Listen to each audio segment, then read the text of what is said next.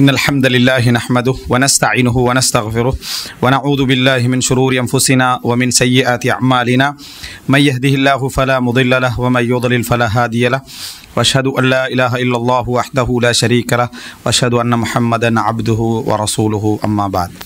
அன்புள்ள சகோதரர்களே, இந்த வலிமா சம்பந்தமான தொடரில் நாம் இப்பொழுது 4வது பகுதியில் இருக்கிறோம்.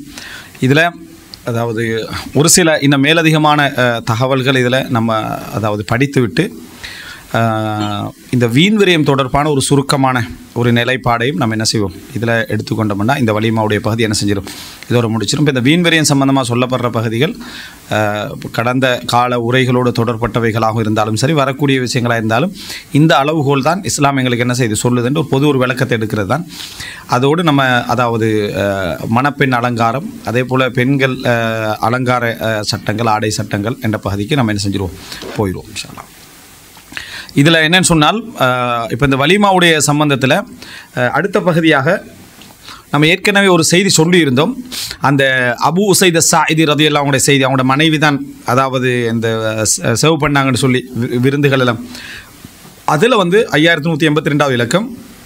அதில் அந்த வலிமா எப்படி இருந்துச்சுன்னு என்ன செய்து நான் இதில் எடுத்த செய்தியெல்லாம் புகாரி முஸ்லீமில் வரக்கூடிய செய்தியில் தான் நான் எடுத்தேன். மற்றபடியான நிறைய செய்திகள் இருக்குது. எல்லாருக்கும் தகவல் அடிப்படையில் வலிமா பற்றி படிக்கணுமெண்டா நான் ஒரு 10 மணி நேரத்துக்கு என்ன செய்யலாம், அவ்வளோ செய்திகள் வலிமா தொடர்பாக. இந்த வலிமா இவருக்கு இப்படி நடந்துச்சு, இந்த வலிமா இப்படி நடந்துச்சு, இப்படி நடந்துச்சுன்னு சொல்லி அவ்வளோ செய்திகள். குறிப்பாக இந்த வலிமா சம்பந்தமாக இப்னு தூலுண்ட புத்தகத்தில் நிறைய தகவல்கள் என்ன செஞ்சு போடப்பட்டிருக்குது. அதெல்லாமல் சேரா இல்லாமல் நுபலா எடுத்துக்கணும்னா வலிமா நிகழ்வு எடுத்தால் அவ்வளோ நிகழ்வுகள் வலிமா பற்றி என்ன செய்திருக்குது. அப்போ அதெல்லாம் போகணும்னு தான் குடும்ப வீழ்வுலாம் என்ன செஞ்சிடும், வலிமாவாக போயிடும். அப்படின்றதுனால அந்த மற்ற பகுதிகளுக்கு போக முடியாததால் ஒரு தகவலை நம்ம சுருக்கி கொள்கிறோம். இதில் என்னன்னு சொன்னால், அந்த செய்தியில் நம்ம பார்க்கலாம், லம்மா அரச அபு உசைத் தாரீஸ் பண்ணிய பொழுது. அப்போ நம்ம என்ன புரிஞ்சுக்கிறோம், இது நடந்த பின்னால், அதாவது உறவு நடந்த பின்னால் அப்படின்னு புரிஞ்சுக்கிறோம். இதில் நீங்கள் பார்க்கலாம் என்னென்னு சொன்னால், அதில் அவங்க கொடுத்த வலிமா பற்றி வருது. அதில் அவங்க வலிமா கொடுத்து ஃப்ரூட் ஜூஸ் தான். ஏன், ஈத்தம்பழம் நைட்டில் ஊற வச்சு அடுத்த நாள் அந்த சாரை தான் என்ன செஞ்சாங்க, எல்லாருக்கும் பங்கிட்டாங்க. அப்போ அதில் வேறு ஒரு இது தான் வரல. அதில் என்ன வார்த்தை வருதுன்னு சொன்னால், ஃபமா சனஅலஹும் தஆமன் வலா கர்ரபஹு இலைஹிம் இல்லம்ராத்தஹு, அவர்களுக்கு உணவு செய்ததும் அதை பகிர்ந்ததும் அவர்களுக்கு நெருக்கி கொடுத்ததும் இந்த பெண் தான், அவனோட மனைவி தான் என்று வருது. அப்போ அந்த இடத்துல கொடுக்கப்பட்ட வலிமா ஒரு ஃப்ரூட் ஜூஸான ஒரு வலிமா. அப்போ இதில் இன்னொரு பகுதி நம்ம விளங்கிக் கொள்கிறோம்.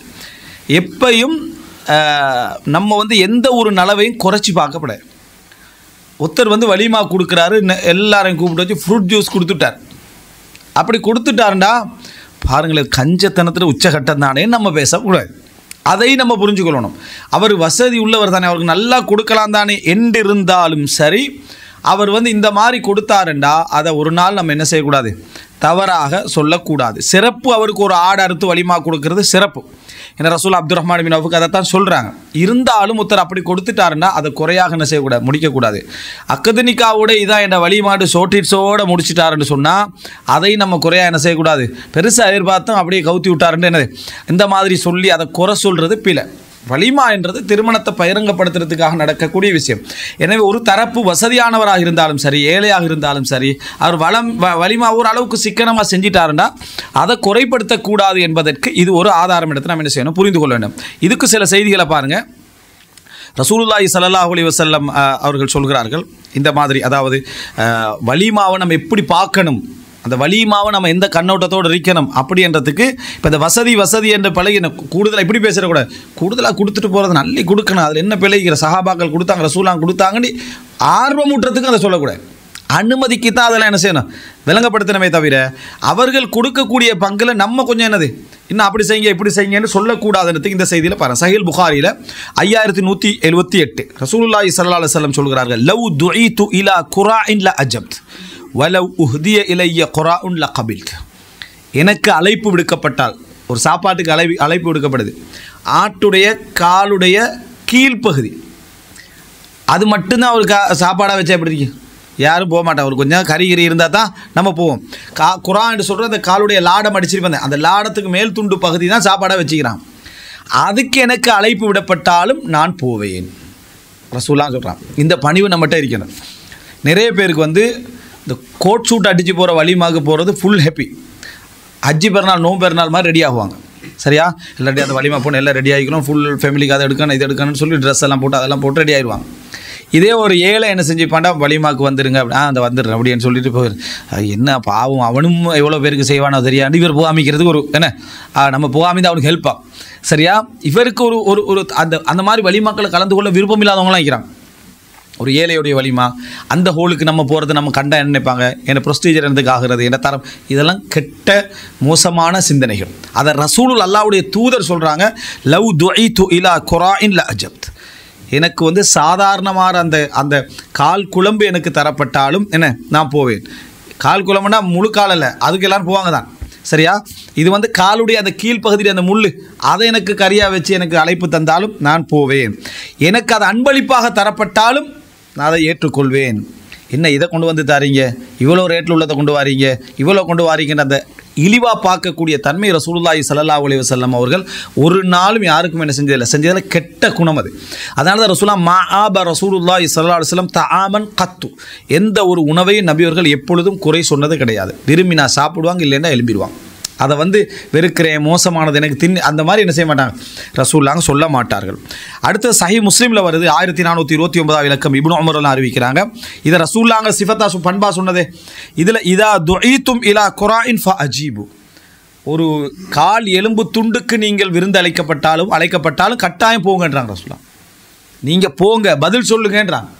அப்போ வலிமா என்று கொடுக்கப்படுறது எதுவாக இருந்தாலும் நம்ம போகிற பழக்கம் என்ன செய்யணும், இருக்கணும். அது எப்படிப்பட்ட நிலைமையில் கொடுக்கப்பட்டாலும் அதை பாராட்டி துவா செய்கிற பழக்கம் இருக்கணும்.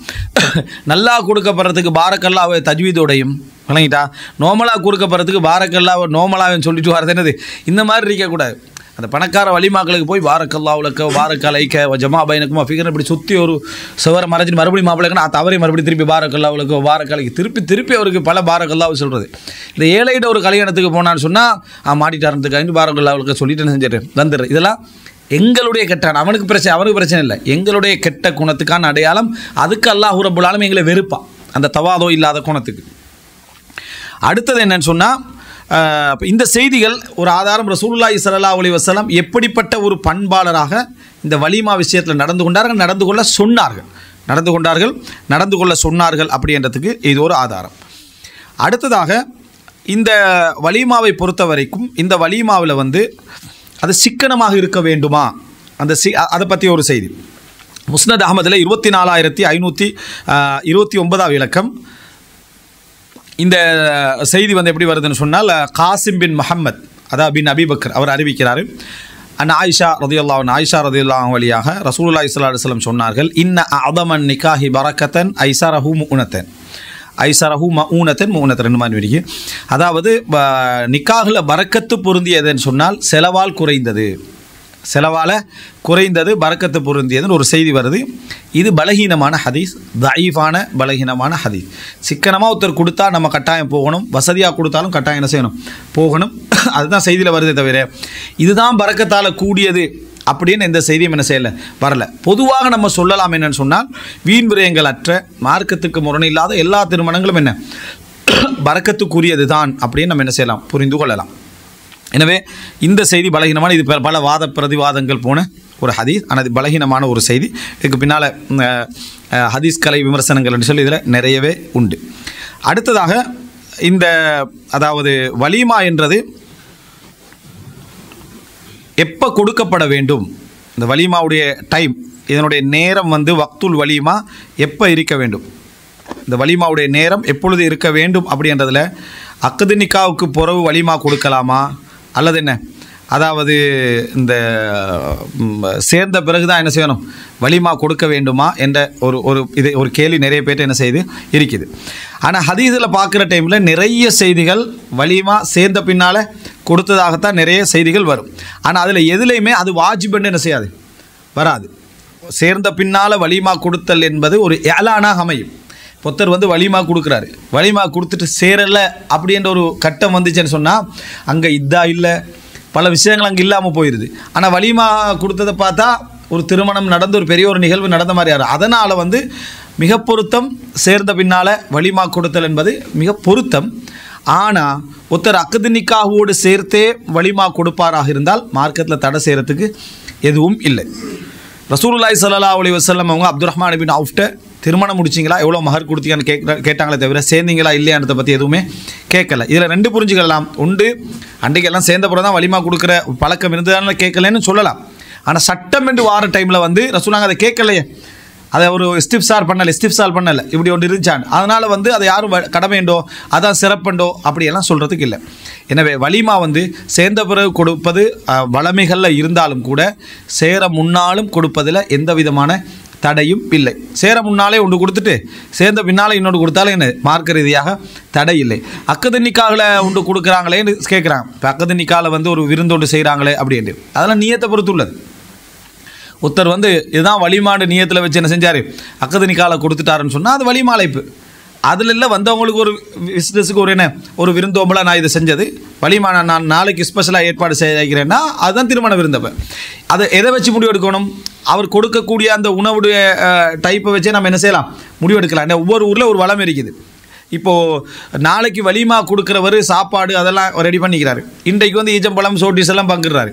அப்போ இது தெளிவாக விளங்குது, ஒரு சாதாரணமான ஒரு விருந்தோம்பலுக்காக இது நடந்தது, வந்தவங்களுக்கு எதாவது கொடுக்கணுன்றதுக்காக நடந்தது. இப்போ நாளைக்கு வலிமா கொடுக்க போகிறதுக்காக இன்றைக்கு சோறு தண்ணி இல்லாமல் அனுப்புறல யாரும். நாளைக்கு வலிமா தண்ணி, இன்றைக்கு தண்ணி கொடுக்கப்பட வலிமா பேத்துட்டு தண்ணி கொடுத்தா அப்படின்னு யாரும் செய்கிறதில்ல. வந்தவங்களுக்கு ஒரு வளமை ஒன்று இருக்குது, அந்த அடிப்படையில் இது என்ன செய்யுது கொடுக்கப்படுது. அடுத்த நாள் என்ன அது வலிமா அப்படி என்ற அடிப்படையில் வலிமா கொடுக்கப்படுது. எனவே அந்த நேரத்தில் ஒருத்தர் அக்கதனிக்காலே ஒருத்தர் சாப்பாடு போடுறான்னு சொல்கிறேன், அதுக்கு சொல்லுவாங்கன்னா வலிமத்துல் இம்லாக்கண்டு அந்த அன்றைய காலத்தில் அந்த வளமை இருந்துச்சு. வலிமத்துல் இம்லாக்குன்னா அக்கதனிக்கா நடந்ததுக்கான வலிமான்னு அர்த்தம். அப்போ அக்கதனிக்கா நடந்ததுக்காக ஒரு வலிமா ஒருத்தர் சாப்பாடு போட்டாருன்னா அது அக்கதனிக்காவுக்குரிய வலிமா கொடுத்துட்டாரு. அடுத்த நாள் என்ன சேர்ந்த பின்னால் ஒரு வலிமா கொடுத்துட்டாரு அப்படின்னு சொல்லி என்ன அது அர்த்தமாக பேத்துரும். இப்போ இதில் வந்து ஒரு முரண்பாடு வரும். என்னென்னா எந்த வலிமாவுக்கு போகிறது வாஜிப், நம்ம எப்போ எடுத்துக்கணும்னா ஃபஸ்ட்டாக கொடுக்குற வலிமாவுக்கு போகிறது தான் என்னது வாஜிப். அடுத்ததெல்லாம் எங்களுக்கு என்ன வாஜிப் கடமை அப்படின்ற பகுதி இதில் வராது. அடுத்தது வலிமாவுக்கு காவிர்களுக்கு அழைப்பு கொடுக்கலாமா, முஸ்லீம் அல்லாதவர்களுக்கு அழைப்பு கொடுக்கலாமா? தாராளமாக என்ன செய்யலாம், அழைப்பு கொடுக்கலாம். எல்லாரையும் நம்ம என்ன செய்யலாம், அதை எடுத்துக்கலாம். அந்த எடுக்கிறதுல ஒரு செய்தி சொல்லுவாங்க, லா யகுல் தஆமக இல்லா தகி, உங்களுடைய உணவை இறைச்சமுடையவரை தவிர வேறு யாரும் என்ன செய்யக்கூடாது சாப்பிடக்கூடாது என்ற ஒரு செய்தி சொல்லுவாங்க. இந்த ஹதீஸ் பலகீனமானது, தாயிஃபானது. அப்படியே எடுத்துக்கொண்டாலும் அது அந்நியருக்கு சாப்பாடு கொடுக்கக்கூடாது அப்படின்றதுக்குரிய ஒரு செய்தி அல்ல. அது வந்து நீங்கள் வந்து எப்பயும் உணவு செலக்ட் பண்ணுற டைமில், உணவு கொடுக்குற அந்த டைமில் வந்து நல்லவர்களை தக்வா உள்ளவர்களை தேர்ந்தெடுத்துக்குங்கிற அர்த்தமே தவிர ஒரு முஸ்லீம் அல்லாஹ்வும் சாப்பாடை கொடுக்கக்கூடாது என்ற அடிப்படையில் அது வரவில்லை. அல்லாஹ் தஆலா குர்ஆனில் லா யன்ஹாக்குமுல்லாஹு அனில்லதீன லம் யுகாத்திலூக்கும் ஃபித்தீனி வலம் யுஹ்ரிஜூக்கும் மின் தியாரிக்கும், உங்களுக்கு அநியாயம் செய்யாதவர்களுக்கு, உங்களை வீட்டை விட்டு வெளியேற்றாதவர்களுக்கு நன்மை செய்வது அல்லாஹ் தஆலா என்ன செய்யலை, தடுக்கவில்லை. ஏழைகளுக்கு உணவளிங்கன்னா அதில் காஃபிர் அடங்குவாங்க, முஸ்லீம் என்ன செய்வாங்க அடங்குவாங்கிறத புரிஞ்சுக்கணும். எனவே ஒரு இறை அதை மார்க்கத்துக்கு வெளியே உள்ளவர்களுக்கு தாராளமாக நம்ம அழைப்பு கொடுக்கலாம்.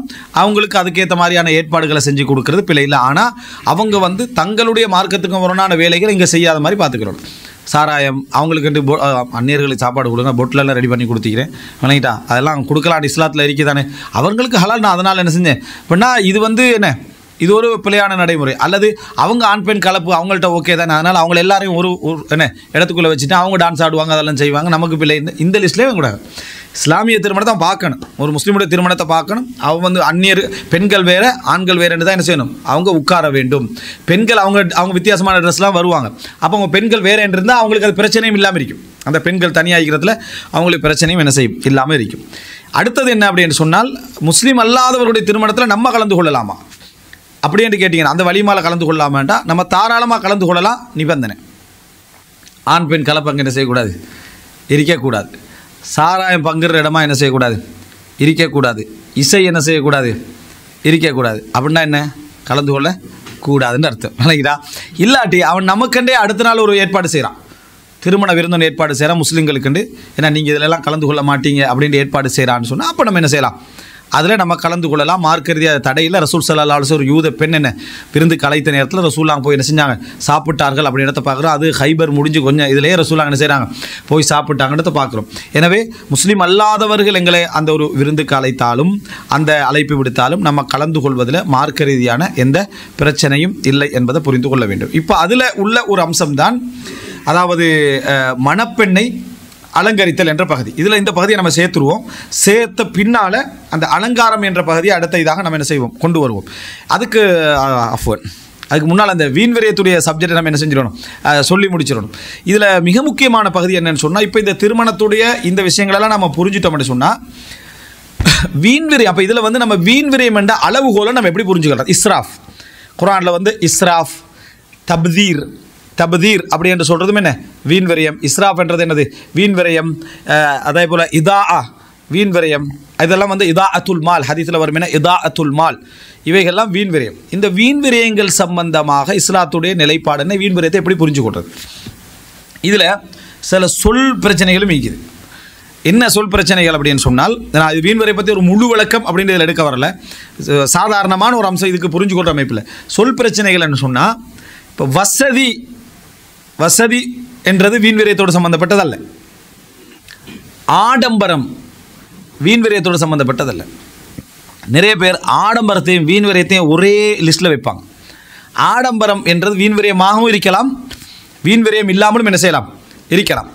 ஆடம்பரம் என்றது கிட்டத்தட்ட வசதிக்கு ஒத்தது. வசதி முழுசாக வசதியால் ஆடம்பரம் என்றல, கிட்டத்தட்ட வசதிக்கு ஒத்தது தான் என்னது ஆடம்பரம் என்று. ஆடம்பர வாழ்க்கை வாழ்கிறார் அப்படின்னா நம்ம பொதுவாக ஊரில் என்ன சொல்லுவோம், நல்ல 2 மாடி கட்டி நல்ல வாகனங்கள் எல்லாம் வச்சு ஒரு அழகாக ஒரு தோட்டம் உண்டாமச்சு நல்ல ஒரு இது இருந்தால் ஆடம்பர வாழ்க்கைன்னு சொல்லுவோம். இதை மற்ற சைடில் சொன்னால் வசதியான வாழ்க்கை அப்படின்வோம். ஆடம்பர வாழ்க்கை அப்படி என்று சொல்கிறது டாம்பிகமாக வாழ்கிறது. இப்போ மன்னர்கள்ட்ட எல்லா வாழ்க்கையும் என்ன சொல்லுவோம், நம்ம ஆடம்பர வாழ்க்கைன்னு சொல்லுவோம். வீண் விரை வாழ்க்கைன்னு சொல்லலாமா, ஒரு கேள்வி வருமானிக்கு. அதே போல் இந்த டாம்பிக வாழ்க்கை அப்படின்னு சொல்லுவோம். டாம்பிகமாக வாழ்ந்தார். சுலைமான் அலைஹிஸ்ஸலாத்துடைய வாழ்க்கை வசதியான வாழ்க்கை, ஆடம்பர வாழ்க்கை இல்லைன்னு சொல்ல இயலாது. ஏன்னா அந்த பெண்மணி வந்து வச்சோன்னே தண்ணியை நினச்சி தான் காலை தூக்கினாங்க. பார்த்தா பளிங்கு, அதெல்லாம் என்ன பளிங்காக என்ன செஞ்சது இருந்துச்சு. தண்ணீரை நினைக்கிற அளவில் ஒரு டைல்ஸ் போட்டுருந்தா பிடிக்கும். வீட்டுக்கு வரேன் டக்குன்னு தண்ணியை நினச்சி தூக்குற அளவு ஒரு டைல்ஸ் போட்டுருந்தா அந்த அதோட அழகு என்ன, அது வசதியான வாழ்க்கை. டாம்பிக வாழ்க்கையில் ஆடம்பர வாழ்க்கையில் நம்ம சொல்ல போனோம்னா சில விஷயங்களை நம்ம பெரட்டி பேசுகிறோம்னு அர்த்தம், வலிகிறோம்னு அர்த்தம், வலிந்து எடுக்கிறோம்னு அர்த்தம். சுலைமான் அலைஹிஸ்ஸலாத்துடைய அந்த மாளிகையில் வந்து அவருக்கு முன்கால குதிரைகள் எல்லாம் வைக்கப்பட்டு, என்ன குதிரைகள், அழகான கருப்பு வெள்ளை குதிரைகள்லாம் வைக்கப்பட்டு, அவைகள்லாம் ஒரு காலை தூக்கிட்டு நிற்கிது. அப்படியே ஒரு காலை தூக்கிட்டு ஒரு 1000 குதிரைகள் வரிசையில் நின்றா வசதியா ஆடம்பரமா, சரியா டாம்பிகம் நிற்கிது. அதை பார்த்துக்கிட்டு இந்த சுலைமான் அலைஹிஸ்ஸலாத்துக்கு அசர் தொழுகை என்ன செஞ்சுட்டு மிஸ் ஆகிட்டு. ஆடம்ப காலத்தில் இருந்த மக்களுக்கே இருந்த தொழுகை வந்து அசர் தொழுகை, சரியா, அது அவருக்கு மிஸ் ஆகி மக்ரிபாகும் வரைக்கும். ஹத்தா தவாரத் பில் ஹிஜாப் குர்ஆனில் வருது. அப்படியே சூரியன் மறைகின்ற அளவுக்கு இவருக்கு உடனே ஞாபகம் வருது. ஞாபகம் வந்த உடனே என்னது, இந்த இது வந்து என்ன செஞ்சுட்டு அல்லாஹ்வுடைய ஞாபகத்தை விட்டு என்ன செஞ்சுட்டு திசை திருப்பிட்டேன்னு சொல்லிட்டு அவைகளையெல்லாம் தடவி கொடுத்தார் அப்படி என்று சொல்லி நம்ம பார்க்குறோம். அதில் வேறொரு தஃப்சீர் சொல்லுவாங்க, எல்லாத்தையும் அறுத்து விட்டாருன்னு சொல்லி, அறுத்து கொண்டாருன்னு தஃப்சீர் சொல்லுவாங்க, அறுத்து அதை குர்பானி கொடுத்தாருன்ற மாதிரி. ஆனால் அதை விட மிக பொருத்தம் என்ன, அதை தடவி கொடுத்தார் அப்படி என்று சொல்கிறது. அதுக்கு பிறகு ஒரு தொழுதிரிப்பார், அதை தொழுதிரி. அப்போ இதுலேருந்து என்ன விளங்குன்னா, அந்த டாம்பிகம் ஆடம்பரத்தில் சுலைமான் அலைஹிஸ்ஸலாம் பயந்தது எதுண்டா இறை வணக்கம் இல்லாமல் அது போகிறது, அதை திசை திருப்புறத்தை பயந்தாங்கிறது ஒரு நம்ம இது விளங்கிக்கிறோம். அப்போ எனவே டாம்பிகம் ஆடம்பரம் அப்படி என்று சொல்கிறது என்ன அப்படின்னு சொன்னால் வசதியை தான் குறிக்குது. அது வந்து வசதியை தான் குறிக்கும். ஆடம்பரம் என்னது, ஆடம்பரமாக செய்வது வீண் விரயம், ஆடம்பரம் இல்லாமல் செய்கிறது வீண் விரயம் என்று நம்ம பிரிக்கலாம். பேச்சு வழக்கில் நம்ம பயானுகள் அப்படி சொல்லப்படுறதுல ஒரு தவறுன்னு சொல்ல வரல நான். ஆடம்பரமாக நம்ம செய்யக்கூடாது, வீண் விரயமாக செய்யக்கூடாது என்று ஆடம்பரம் வீண் விரயத்துக்கு ஒத்த அர்த்தத்தில் பேசப்பட்டிருந்தால் அது நம்ம பெருசாக பிளகான இல்லாது. ஆனால் நாங்கள் அன்றாட பாவின் அடிப்படையில் நீங்கள் யோசிச்சு பார்த்தீங்கன்னா ஆடம்பரம், டாம்பிகம், வசதி 3 ஒன்றோட ஒன்று என்னது சம்பந்தப்பட்டது. லக்ஸரி என்று சொல்கிற மாதிரி, பொஷா வாழ்ன்னு சொல்கிற மாதிரி உள்ள சப்ஜெக்ட் தான் அது. அப்போ லக்ஸரி என்றது உண்டு, பொஷான்னு சொல்கிறது வெல்த்தி ஆகிக்கிறதுன்னு உண்டு. விளங்கிட்டா, ஒரு டிஃப்ரெண்ட் இருக்குது தானே. இதே மாதிரியான ஒரு சப்ஜெக்ட் தான் இந்த தமிழில் என்ன, இங்கிலீஷுக்கு ஒரு ஃபிக்கு, அரபுக்கு ஒரு ஃபிக்கு, தமிழுக்கு ஒரு ஃபிக்கு வரையிலதே. அப்போது அந்த சொல் பாவினையில் நம்ம என்ன விளங்கிறோம்னா டாம்பிகம், ஆடம்பரம் இதுகளை வச்செல்லாம் முடிவெடுக்கப்படாது. சொல் ஒரு ஊரில் வேறு மாதிரி இருக்கும், இன்னொரு ஊரில் என்ன செய்யும் வேறு மாதிரி இருக்கும். அப்போ என்ன அடிப்படையில் நம்ம வீண் விரயம் அப்படின்ற முடிவுக்கு வாரது அப்படின்னு பார்த்தீங்கன்னு சொன்னால் வேறு அளவுகோல்கள் இருக்குது. அதுக்கு வாரு இப்போ ரசூலுல்லாஹி ஸல்லல்லாஹு அலைஹி வஸல்லம் சில விஷயங்களுக்கு வீண் விரயத்தை சொல்லிப்பாங்க. அதே செலவை இன்னொன்றுக்கு செய்யக்குள்ள வீண் விரயம் இல்லாமல் இருக்கும். 1 லட்சம் ஒரு விஷயத்துக்கு நீங்கள் செய்வீங்க, அதே 1 லட்சத்தை இன்னொன்றுக்கு செய்யக்குள்ள வீண் விரயம் இல்லாமல் இருக்கும். இப்போ ஒரு 5 ஆடு வாங்கி 10 ஆடு வாங்கி 1 லட்சத்துக்கு நீங்கள் அறுத்து விருந்து கொடுக்குறீங்க. இதை நீங்கள் வீண் விரயம்னு சொல்ல மாட்டீங்க. இதே 1 லட்சத்தை வீட்டில் வந்து டிகோர் பண்ணுறதுக்கு சும்மா என்ன அது பண்ணுறதுக்கு இது பண்ணுறதுக்கு எல்லாம் பண்ணி அநியாயமாக செலவழிக்கிறேன்னு சொல்லுவோம். 1 லட்சம் இங்கே ஹராமாகுது, அதே 1 லட்சம் அங்கே என்ன செய்யுது ஹலாலாது. எமௌண்ட்டை வச்சும் என்ன செய்யலாம், சில இடங்களில் நம்ம முடிவெடுக்க இயலாது. எமௌண்ட்டை வச்சு முடிவெடுக்க இயலாது. இவ்வளோ எமௌண்ட்டை தாண்டினால் வீண் விரயம், இவ்வளோ எமௌண்ட்டை தாண்டாட்டி வீண் விரயம் முடிக்கும். அப்போ சொல்ல வச்சு முடிவெடுக்க இயலாது, எமௌண்ட்டை வச்சு என்ன செய்யலாது, நம்ம வீண் விரயத்தை முடிவெடுக்க இயலாது. அதே போல் இன்னமுள்ள விஷயங்களை பார்த்தீங்கன்னு சொன்னால், ஒருத்தர் வந்து ஆடம்பரம் டாம்பிகமாக வீண் விரயம் என்று சொல்கிற அளவில் எல்லாத்தையும் அமைச்சிக்கிறாரு. 5 நேரம் தொழுகிறாரு, நோன்பு பிடிக்கிறாரு, ஜக்காத்து கொடுக்குறாரு, ஹஜ்ஜு செய்கிறாரு, அஹ்லாக்கா அழிக்கிறாரு, தீனுக்கு உதவி செய்கிறாரு, மார்க்க விஷயத்துக்கு உதவி செய்கிறாரு, அப்படிங்கிறார். இன்னொருத்தர் கட்டுப்பாடாக சிக்கனமாக முறையாக வீடு கட்டிக்கிறாரு, பள்ளிக்கு இல்லை, ஜக்காத்து கொடுக்குறது இல்லை, ஒன்றும் செய்கிறது இல்லை, இப்படின்றிருக்கு. இப்போ வீண் விரயம் எது இதில்? எனவே 2 பேருடைய இறைச்சத்தை வச்சு வீண் விரயத்தை முடிவெடுக்கலாது. வீண் விரயம் எப்பயும் வீண் விரயம் தான், யார் செஞ்சாலும் சரி. இவர் இறைச்சமாகிறாரு, ஆனால் அவருக்கு வீண் விரயம் ஹலால். இவர் வந்து இறைச்சம் இல்லாமல் இவருக்கு வீண் விரயம் ஹராம் என்று என்ன செய்யாது, இது வராது. அப்போ எல்லா கோலத்தில் அடிப்பாத்து பார்த்தீங்கன்னா அறிஞர்களை மிச்சம் குழப்பி ஒரு வரை விளக்குனா இஸ்ராஃப் தான். வரை விளக்கணும் அந்த கன்ஃபியூஸான விஷயங்கள் இருக்குது தானே. நிறைய பேர் நீங்கள் தாரீஃபை போய் எடுத்து பார்த்தீங்கன்னு சொன்னால், இதுக்கு நம்ம இதுதான் இந்த ஹத்து சொல்ல இயலாது அப்படின்ற காதல் மாதிரி விளங்கிட்டா, ஹத்து மத்து சொல்ல இயலாத ஒரு விஷயத்தில் இந்த வீண் விரயத்தை சொல்லுவாங்க. ஏண்டா இது சில பொழுதுகளில் எண்ணம் சார்ந்ததாகவும், சில பொருள்களில் புகழ் சார்ந்ததாகவும், சில பொழுதுகளில் பொருள் சார்ந்ததாகவும், சில பொழுதுகளில் காலம் சார்ந்ததாகவும் என்ன செய்ய இருக்கும். ஒரு காலத்தில் அதாவது சில விஷயம் வீண் விரயமாக இருந்திக்கும். உதாரணமாக நாட்டுக்கோழியை எடுத்து கல்யாண சாப்பாட்டில் வைக்கிறது முந்தி நினச்சி பாருங்க, ஒரு 20 வருஷத்துக்கு முன்னால் கோழி வந்து கல்யாண வீட்டில் ஈக்கிறதுன்றது ஒரு பெரிய விஷயம். பெருநாள் நாளில் கோழி அறுபடும் இல்லைங்களா, கல்யாண வீட்டில் கோழி அறுபடு, இங்கேயா வசதியான வீட்டில் மாதத்துக்கு ஒரு முறை கோழி அறுபடு. இன்றைக்கி டெய்லி கோழிக்கு ஒரு பெருமதியே இல்லாமல் இது பிராய்லர் வந்த பிறகு. அப்போ கோழி வீண் விரயம், கோழியை வந்து இப்படிப்படிலாம் நடக்கிறேன்னு ஒரு ஆள் பேசியிருந்தாரா 20 வருஷத்துக்கு முந்தி பொருந்தி பேத்திக்கும். இன்றைக்கு 20 வருஷத்துக்கு போகிற என்ன செய்யும், அது சப்ஜெக்டே இல்லாத காலமாக என்ன செஞ்சிடும், பேத்துரும். அப்போ கால சூழ்நிலையும் சில விஷயங்கள் என்ன செய்யும் தீர்மானிக்கும் என்றதை பார்க்குறோம். இந்த அடிப்படையில் நீங்கள் வந்தீங்க அப்படின்னு சொன்னால், இப்போ ஆடு எடுங்களேன். இப்போ தமிழ்நாட்டு வளமையில் வந்து ஆட்டுக்கறி வந்து ஒரு அன்றாட வளமையோடு சம்மந்தப்பட்டது. நீங்கள் இலங்கையர் வளமைக்கெல்லாம் வந்தீங்கன்னு சொன்னால் ஆட்டுக்கறி ஸ்பெஷல் ஃபங்க்ஷனுக்கு மட்டும் தான் சம்மந்தப்பட்டது. ஆட்டுக்கறி மாட்டுக்கறி தான் மெயினாக நின்றுட்டு இருக்கு. ஊருக்கும் ஒரு சம்மந்தப்பட்ட ஒரு விஷயம் இருக்கும். இப்போ ஒரு ஆள் வந்து டெய்லி ஆட்டுக்கறியாக தின்றாரு, அவர் வீட்டில் எப்பயும் ஆடு தான், இப்போ டாம்பிக வாழ்க்கை வாழ்கிறான்ருவாங்க. ஏன்னா நம்மளோட ஊரை வச்சு சரியா. இன்னொரு ஊரில் டெய்லி ஆட்டுக்கறின்னா எப்படி டாம்பிக வாழ்க்கை, அதான் டெய்லி வாங்குறது ஒரு அசாதாரண கறியாக பேத்துரும்.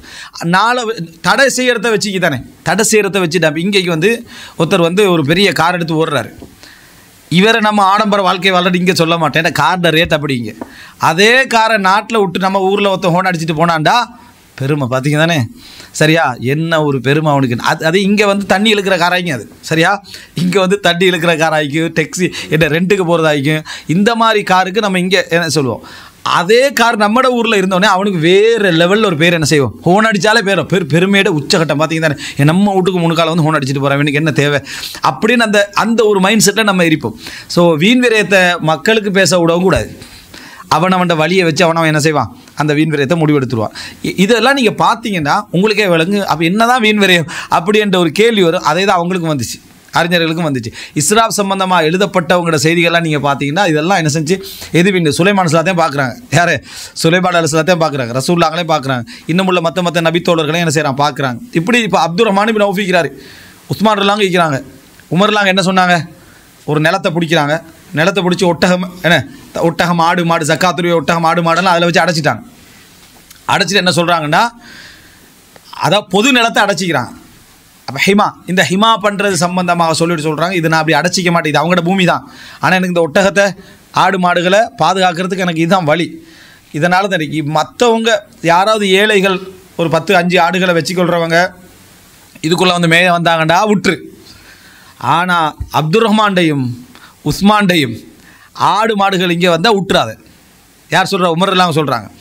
அவங்களுக்கு இது இல்லைன்னா வேறு இது இருக்குது, இவங்களுக்கு என்ன ஆடு மாடு இல்லைன்னா வேறு எதுவும் இல்லை அப்படின்னு உமர்லாம் சொன்னால் சஹீஹ் முஸ்லிமில் என்ன செய்தி வருது. அப்போ அவ்வளோ வெல்த்தியாக இந்த உஸ்மான் ரதி இல்லை, அவங்க அப்துல் ரஹ்மான் பின் அவுஃபாங்க, அவங்களோட வீடு எப்படி கட்டுவாங்க, அவங்க எப்படி வலிமா கொடுப்பாங்க என்றதெல்லாம் ஒரு சப்ஜெக்ட் இருக்குது. அதை தான் பிரச்சனையாக ஆக்கினாங்க உஸ்மான் ஆட்சி காலத்திலே. அதைத்தான் என்ன செஞ்சாங்க, உஸ்மான் ஆட்சி காலத்தை பிரச்சனையாகவே மாற்றினாங்க. மௌத்தாகிற டைமில் அப்துல் ரஹ்மான் அவருடைய மனைவிமாருக்கு போன சொத்தெல்லாம் கோடிக்கணக்கு மீராஸ். சரி, அப்துல் ரஹ்மான் அவருடைய வரலாற்று நம்ம சொல்லிப்போம். சுபைரில் அவங்களோட 4 மனைவிக்கு போனதெல்லாம் கோடிக்கணக்கு. அப்போ இது என்ன சொல்கிறது, டாம்பிகம் வீண் விரயம்ன்றதை என்ன சொல்கிறது எந்த அடிப்படையில் நீங்கள் எடுத்து பார்த்தீங்கன்னு சொன்னால், நம்ம இதில் ஒரு முத்தாய்ப்பான முடிவுக்கு வரத்துக்கு ஒரு 3-4 விஷயம் இருக்குது.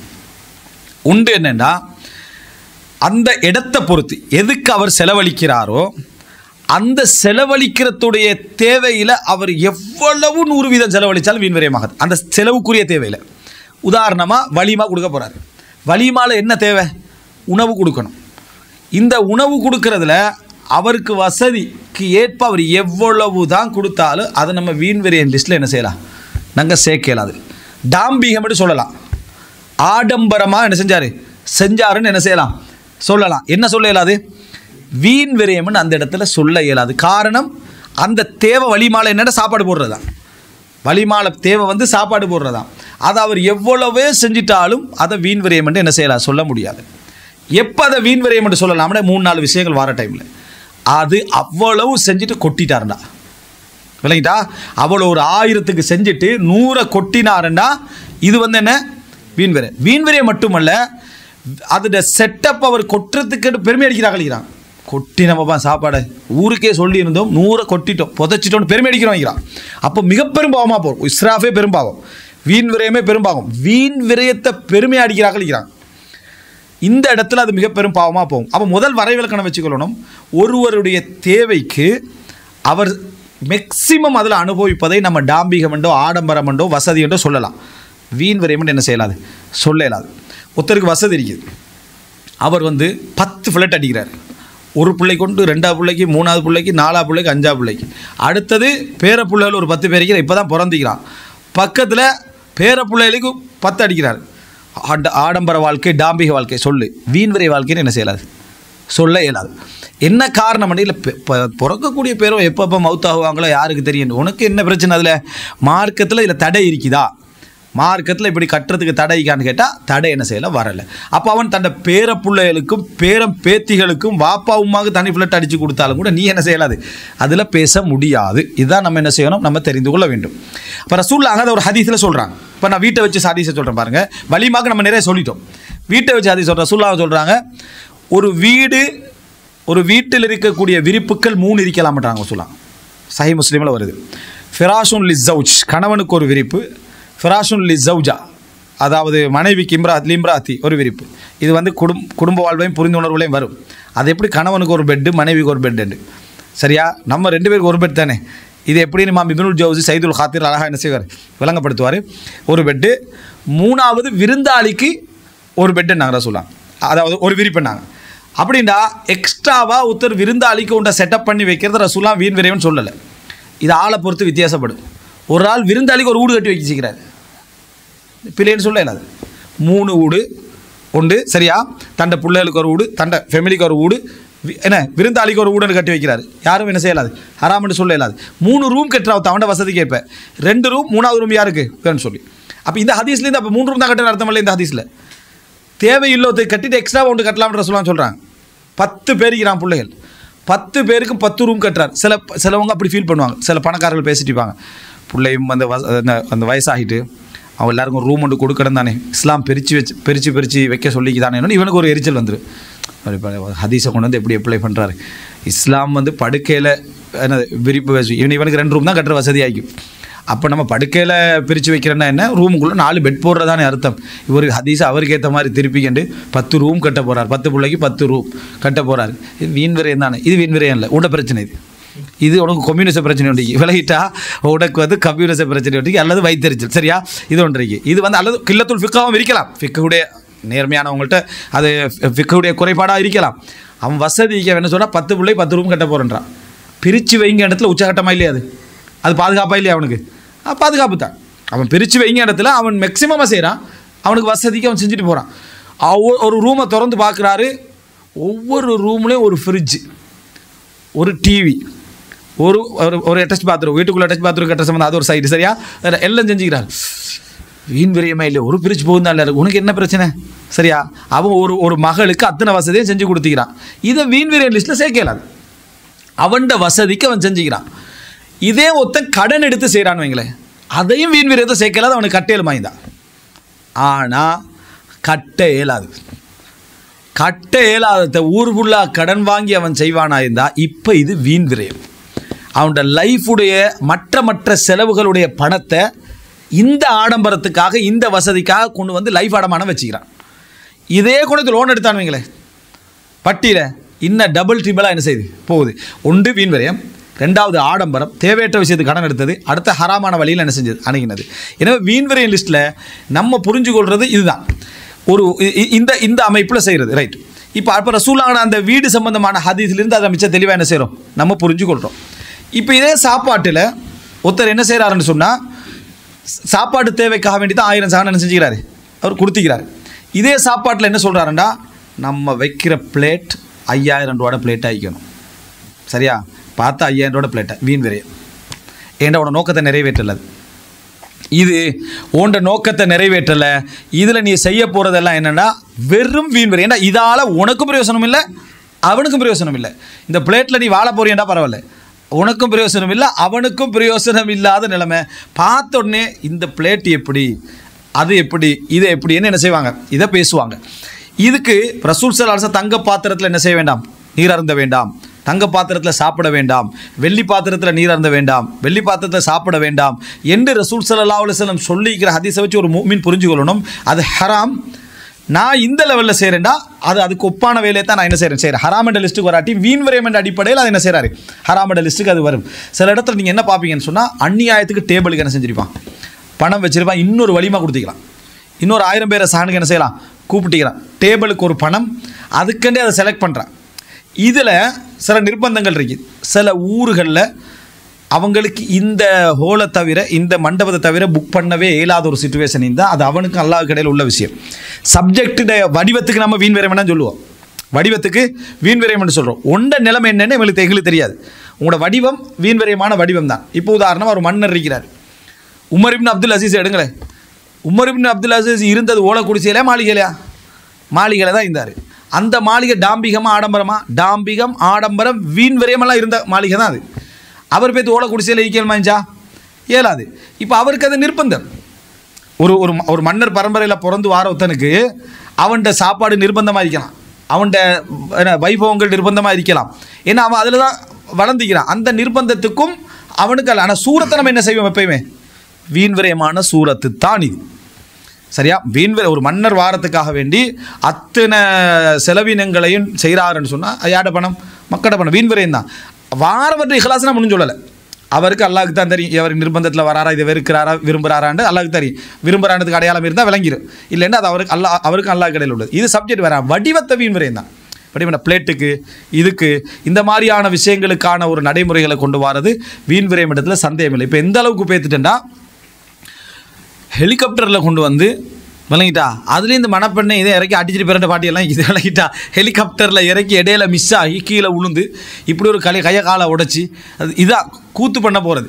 அப்போ அது ஒரு மனிதனுடைய அந்த அந்த அந்த அந்த அந்த என்ன சொல்கிறது, அந்த ஃபுல் வானத்தை அவங்க கைப்பற்ற மாதிரி தான் அன்றைக்கி அந்த இதெல்லாம் போட்டு கலர் இதெல்லாம் அநியாயமான செலவீனங்கள் எடுத்து நம்ம என்ன செய்யணும், புரிந்து கொள்ள வேண்டும். இப்போ இதிலே அலங்காரங்களுக்கு வாங்களே, டெக்கோர் பண்ணுறதுல அலங்காரங்களில் நம்ம என்ன புரிஞ்சுக்கொள்ளணும்னு சொன்னால், சில அலங்காரங்கள் அங்கீகரிக்கக்கூடிய வரைவிலக்கணமாக நம்ம சொல்லலை. சில அலங்காரங்கள் சாதாரண அலங்காரங்களாக இருக்கலாம், ஒரு வெல்கம் பண்ணுற ஒரு அலங்காரமாக இருக்கலாம், பெரிய வீண் விரயங்களுக்கு அதை பார்த்தா டாம்பிகமாக வசதியாக விளங்கு, மொத்த செலவே 10-15 பேத்திங்க, அவருக்கு அது ஒரு தெரிக்க. அலங்காரம் இஸ்லாத்தில் என்ன நிலைப்பாடு, அப்போ இது வரணும் எதில் தெரியுமா? இல்லைன்னா அலங்காரம் வீண் விரயத்தெலாம் வரணும் சட்டப்படி. அலங்காரம் உனக்கும் பிரயோசனம் இல்லை, எனக்கும் பிரயோசனம் இல்லை, அதான் அலங்காரம். 2 பேருக்கும் பிரயோசனம் இல்லாத ஒன்று தான் அலங்காரம். அப்போ இதுக்குள்ளே வரணும் டிரெக்ட்லி வீண் விரயத்தை. நாங்கள் வரைவிலக்கத்துக்கு நம்ம என்ன சொன்னோம், உண்ட தேவையை நிறைவேற்றக்கூடிய அளவிலான செலவு மேக்சிமம் போனாலும் வீண் விரயம் இல்லை என்றோம். இதில் ஏண்ட தேவை நிறைவேறலை, அவன்ட தேவை நிறைவேறலை அலங்காரத்தில். ஸோ அலங்காரம் அப்போ ஹராமட லிஸ்ட்டுக்கு தான் என்ன செய்யணும், போகணும். அசலில் அலங்காரங்கள் ஹராம். அது ரூபா செலவழித்தாலும் வீண். புதாக லைட்டுன்னு போடப்பட்டிருக்கேன்னு வைங்களேன், ஒரு திருமணத்தை சுற்றி லைட்டு சின்ன சின்ன லைட்டாக போடப்பட்டிருக்கு, மொத்தமே 10,000 போயிருக்கும், ஒரு 5,000 போயிருக்கும். ஆனால் அது அலங்காரம், உனக்கும் பிரயோசனம் இல்லை, அவனுக்கும் பிரயோசனம் இல்லை. அப்போ அலங்காரம் சம்மந்தமாக நிலைப்பாடு கொண்டு வரணும். இஸ்லாம் அலங்காரத்தை ஓரளவில் அனுமதிக்குது.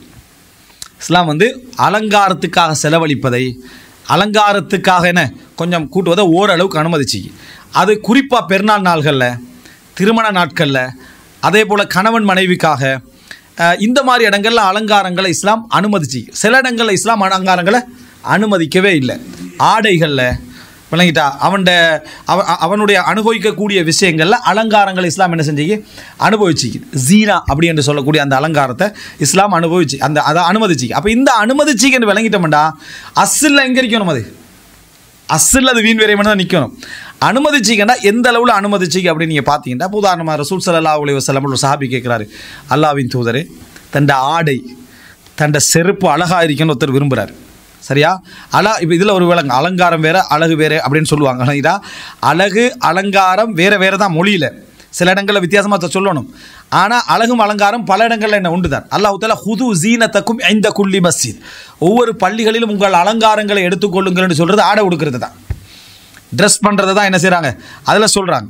அல்லாஹ் தஆலா அதான் சொல்கிறான். எனவே அந்த அடிப்படையில் ஒரு அலங்காரம் என்று எடுத்துக்கிட்டீங்கன்னு சொன்னால், அலங்காரம் அசல்ல கூடாதாக இருந்தாலும் அது வந்து குறிப்பிட்ட இடங்களில் இஸ்லாம் என்ன செஞ்சு அனுமதிச்சுக்கிறதுல இந்த ஹதீஸ் என்னது, ஆடை செருப்பு அழகாக இருக்குன்னு ஒருத்தர் விரும்புகிறார், அது பெருமையான கேட்டதுக்கு என்ன இல்லை அப்படின்ற ரசூல் ஸல்லல்லாஹு அலைஹி வஸல்லம் என்ன செய்கிறாங்க சொல்கிறாங்க.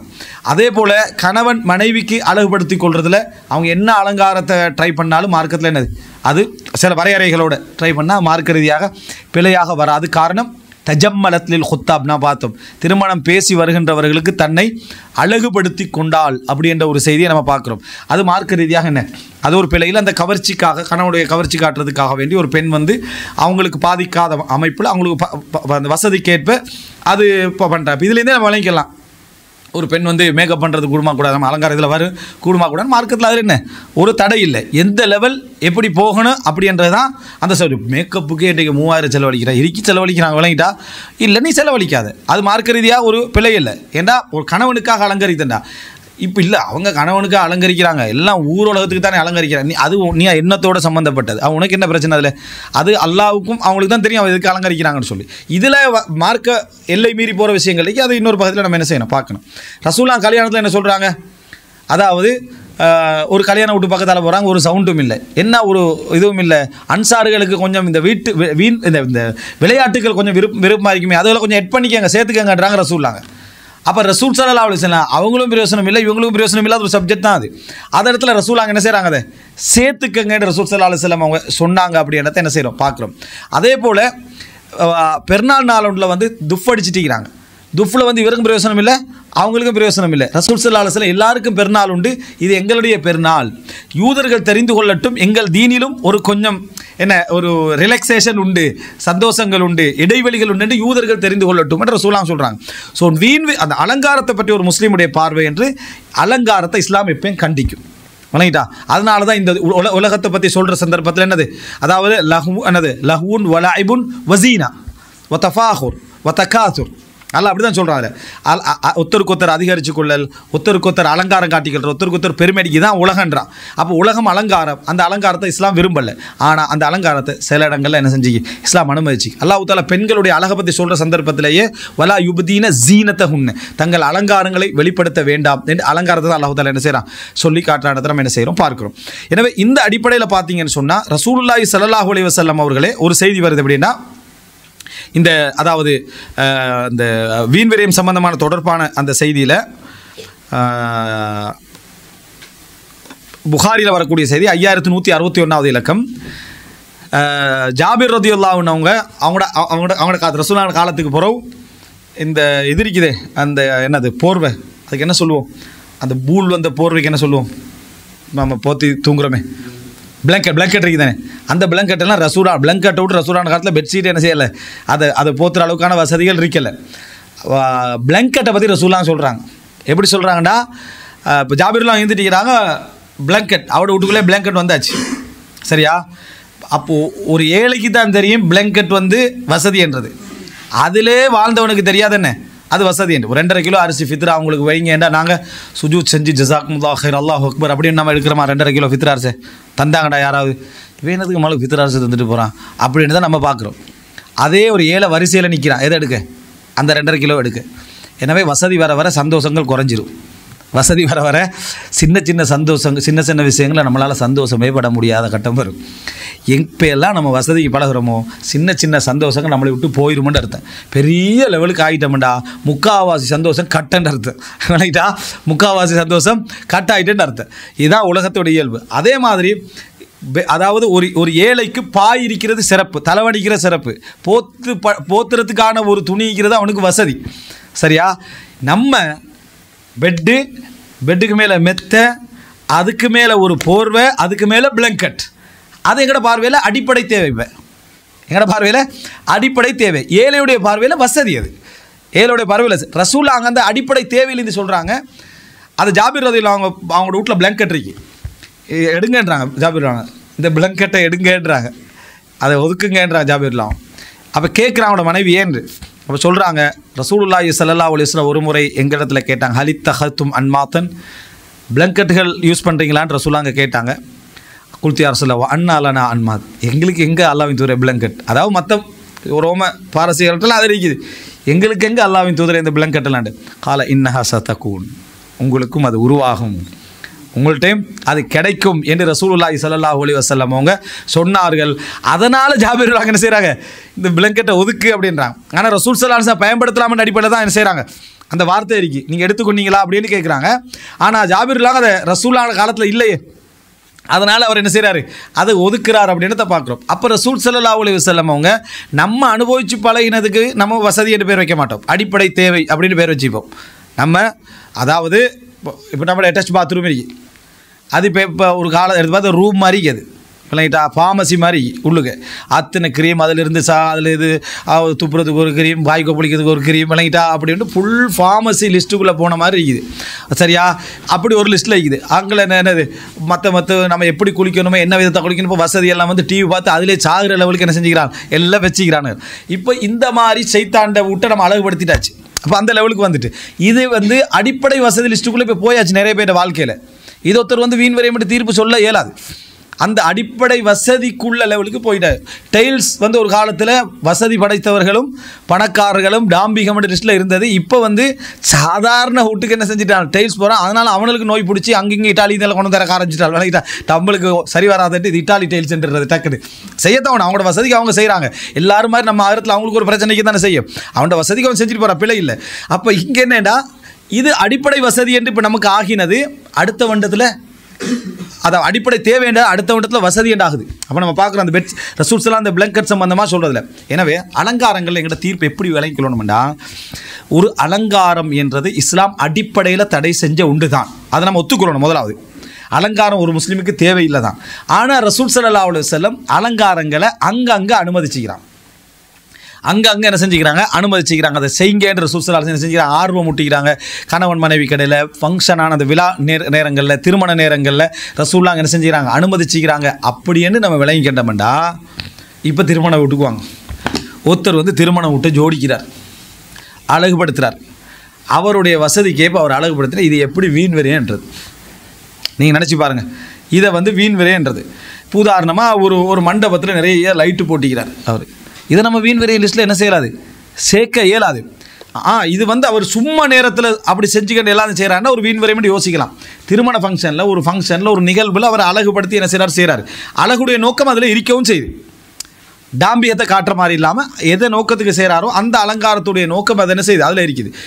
அப்போ அலங்காரங்கள் எப்போ வீண் விரயமாகும் அப்படின்னா, நம்ம சொன்ன அடிப்படையில் என்ன, தேவையற்ற அலங்காரம் என்று பார்த்த உடனே விளங்கு. இதை வந்து அநியாயமாக தேவையற்ற நிலையில் என்ன செஞ்சுக்கிறான், இந்த அதாவது அலங்காரத்தை வச்சுக்கிறான். தேவையற்ற அலங்காரத்தை இங்கே என்ன செஞ்சுக்கிறான், வச்சுக்கிறான். நம்ம பார்த்த உடனே நமக்கு விளங்கும் இந்த அலங்காரங்கள். அதுபோல் வந்து என்ன, இந்த அலங்காரங்கள்ட இதை கடன் வாங்கி, பணம் இல்லாமல் கடன் வாங்கி கட்ட முடியாத நிலைமையில் என்னது இருக்கிறான். மகன் வந்து ஃபுல் சந்தோஷமாகிறான், கல்யாணம் முடிஞ்சவர். வாப்பா லோன் எடுத்து என்னது கடலில் உட்காந்துருக்கிறார், ஊட்ட வைத்தவன்லாம் இருக்கிறான் கல்யாணம் செஞ்சு. சரியா? அப்போது சில பாட்டிக்கு எப்படின்னா, கஷ்டத்தில் ஒருத்தன் வாரான், அவனுக்கு அப்படியே அவங்களுக்கு தரத்துக்கு தெரியுமா, என்ன யானை வண்டிக்கு எடுத்துகிட்டு போங்கடா பிடிக்கும், சரி ஏற்கனவே நான் தின்றதெல்லாம் இல்லையா, யானைக்கு பிற சாப்பாடு போடுன்ற மாதிரி சில பாட்டி பேத்து விழுந்துடுறது. சரியா, யானை வசதியானது தானே, ஏழைக்கு உதவி செஞ்சுக்கிறான் பேர்லாம் யானை எடுத்துகிட்டு போய்த்துறது. வாழ்க்கை என்ன நிலைமை? இப்போ யானை உனக்கு வசதி தான், உனக்கே சாப்பாடு கொடுக்குற யானைக்கு எப்படி சாப்பாடு கொடுப்பாய்? இது யோசிக்காமல் சில பாட்டி அதில் இறங்கிடுறது. யானை ஆடம்பரம் தானே அப்படின்ட்டு நம்ம வசதிக்காக இறங்கிடுறது. வாழ்க்கை உனக்கு எங்கே பேத்து முடியும்னு உனக்கு தெரியாது. இந்த மாதிரி ஆடம்பரங்களை விழுந்து வைக்கிறாங்க. அது அல்லாத லெவலில் இப்போ உதாரணமாக அலங்காரம் என்ற பேரில் அந்நியர்கள் போல் அலங்கரிக்கிறது, கலரிங் போட்டு என்ன, அதாவது சுத்திகன்றிக்கும் மியூசிக் போட்டு அடித்து ஃபுல் கலரிங்கில் என்ன செய்யும், அதை சுத்திகன்றிக்கும். இது உண்மையில் அது விடுதிகளுக்கு ஒப்பான மாதிரி இருக்கும். வீண் விரைவாக விடுதிகளுக்கு ஒப்பான மாதிரியான நடைமுறையெல்லாம் என்ன செய்வாங்க, கலரிங்கில் செய்வாங்க. இது இல்லாமல் சாதாரணமாக லைட் போடுறது, சாதாரணமாக என்னது ஒரு டிகோர் போட்டுக்கிறது, ஒரு அலங்கா பண்ணிக்கிறதுலாம் மார்க்க ரீதியாக எந்த விதமான தடையும் இல்லை. சிலர் வந்து அந்த சின்ன சின்ன லைட் இருக்குமா, அதை அப்படியே வேலிகளுக்கெல்லாம் அப்படியே போட்டிருப்பாங்க. அதை கண்டதோட டென்ஷன் ஆகிடுவாங்க. வழங்கிட்டா வீண் விரயம் அப்படின்ட்டு போயிடுறது. மொத்தமாக அந்த லைட்டு அவரோட செலவை பார்த்தீங்கன்னு சொன்னால் வீட்டில் இந்த போட்டிக்கிற இந்த 2000 லைட்டை விட அது ஒரு கொஞ்சமாக தான் இருக்கும். அது ஒரு அழகுபடுத்த அந்த கல்யாண விட ரசூல் ஸல்லல்லாஹு அலைஹி வஸல்லம் சொன்ன அந்த ஹதீஸ்குள்ளே அது வராதா? துஃப் அடிங்கன்னு சொன்ன ஹதீஸ், லஹு ஒரு அவங்களுக்கு விளையாட்டு பிடிக்கும், அந்த விளையாட்டுகளை செய்யுங்க கல்யாணத்தில் சொன்னதுக்குள்ளே வராதா?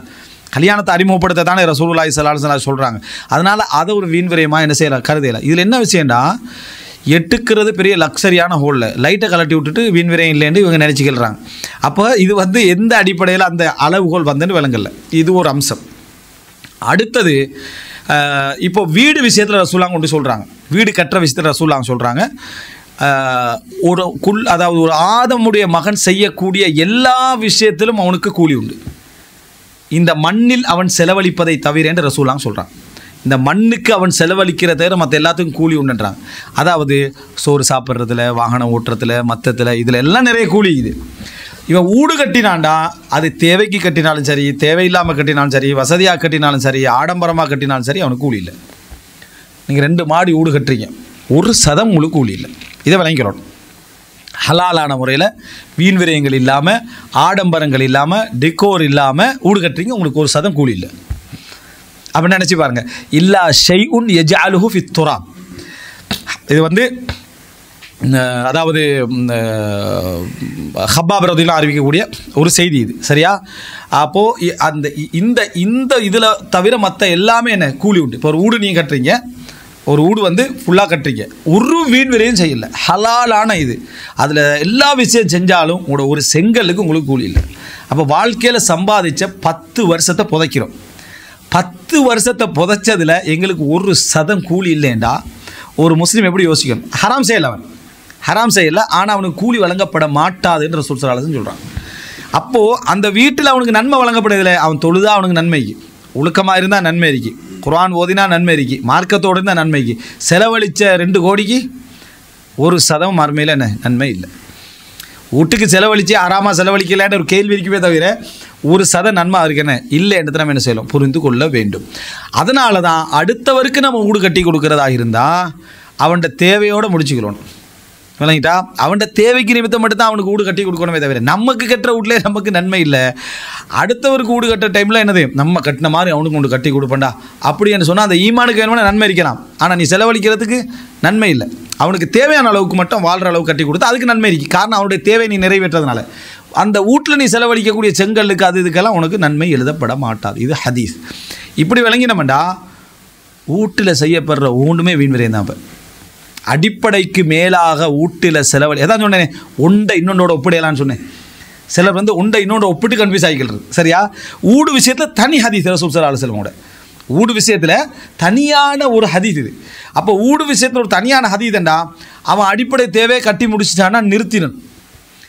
அதில் நான் அது பண்ண போகிறேன் இது பண்ண போகிறேன்னு கொஞ்சம் பேர் வந்து 30 வருஷமாக படியில் தான் உட்காந்துட்டிக்கிறாங்க.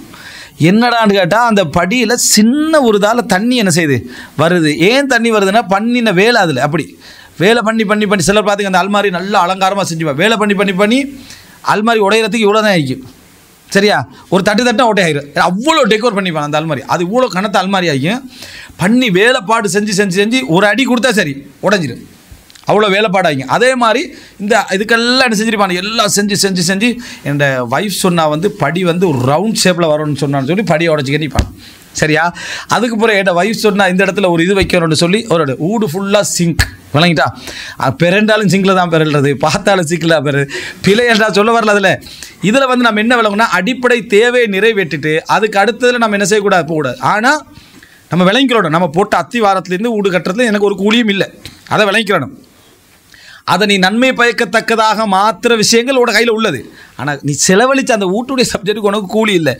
அதை தாண்டி அந்த வீட்டில் மனுஷனுக்கு கொஞ்சம் கொஞ்சம் இந்த பைத்தியங்கள் வரத்தான் செய்யும். அது கொஞ்சம் அப்படி பண்ணுவோம், இப்படி டிசைன் பண்ணுவோம், அப்படி இப்படின்னு வரும். சரியா? அதை வந்து என்றளவு கட்டுப்படுத்தணும். இதை சொன்ன இந்த அதை ஹபார் அதிலானவங்கள பார்க்க போகிறாங்க. இந்த ஹதீஸ் அவர் சொல்கிறார். சொல்லிவிட்டு ஒரு கொஞ்சம் நாளை போகிற பார்க்க போனால் அவர் என்னமோ கட்டிக்க நிற்கிறார். யார்?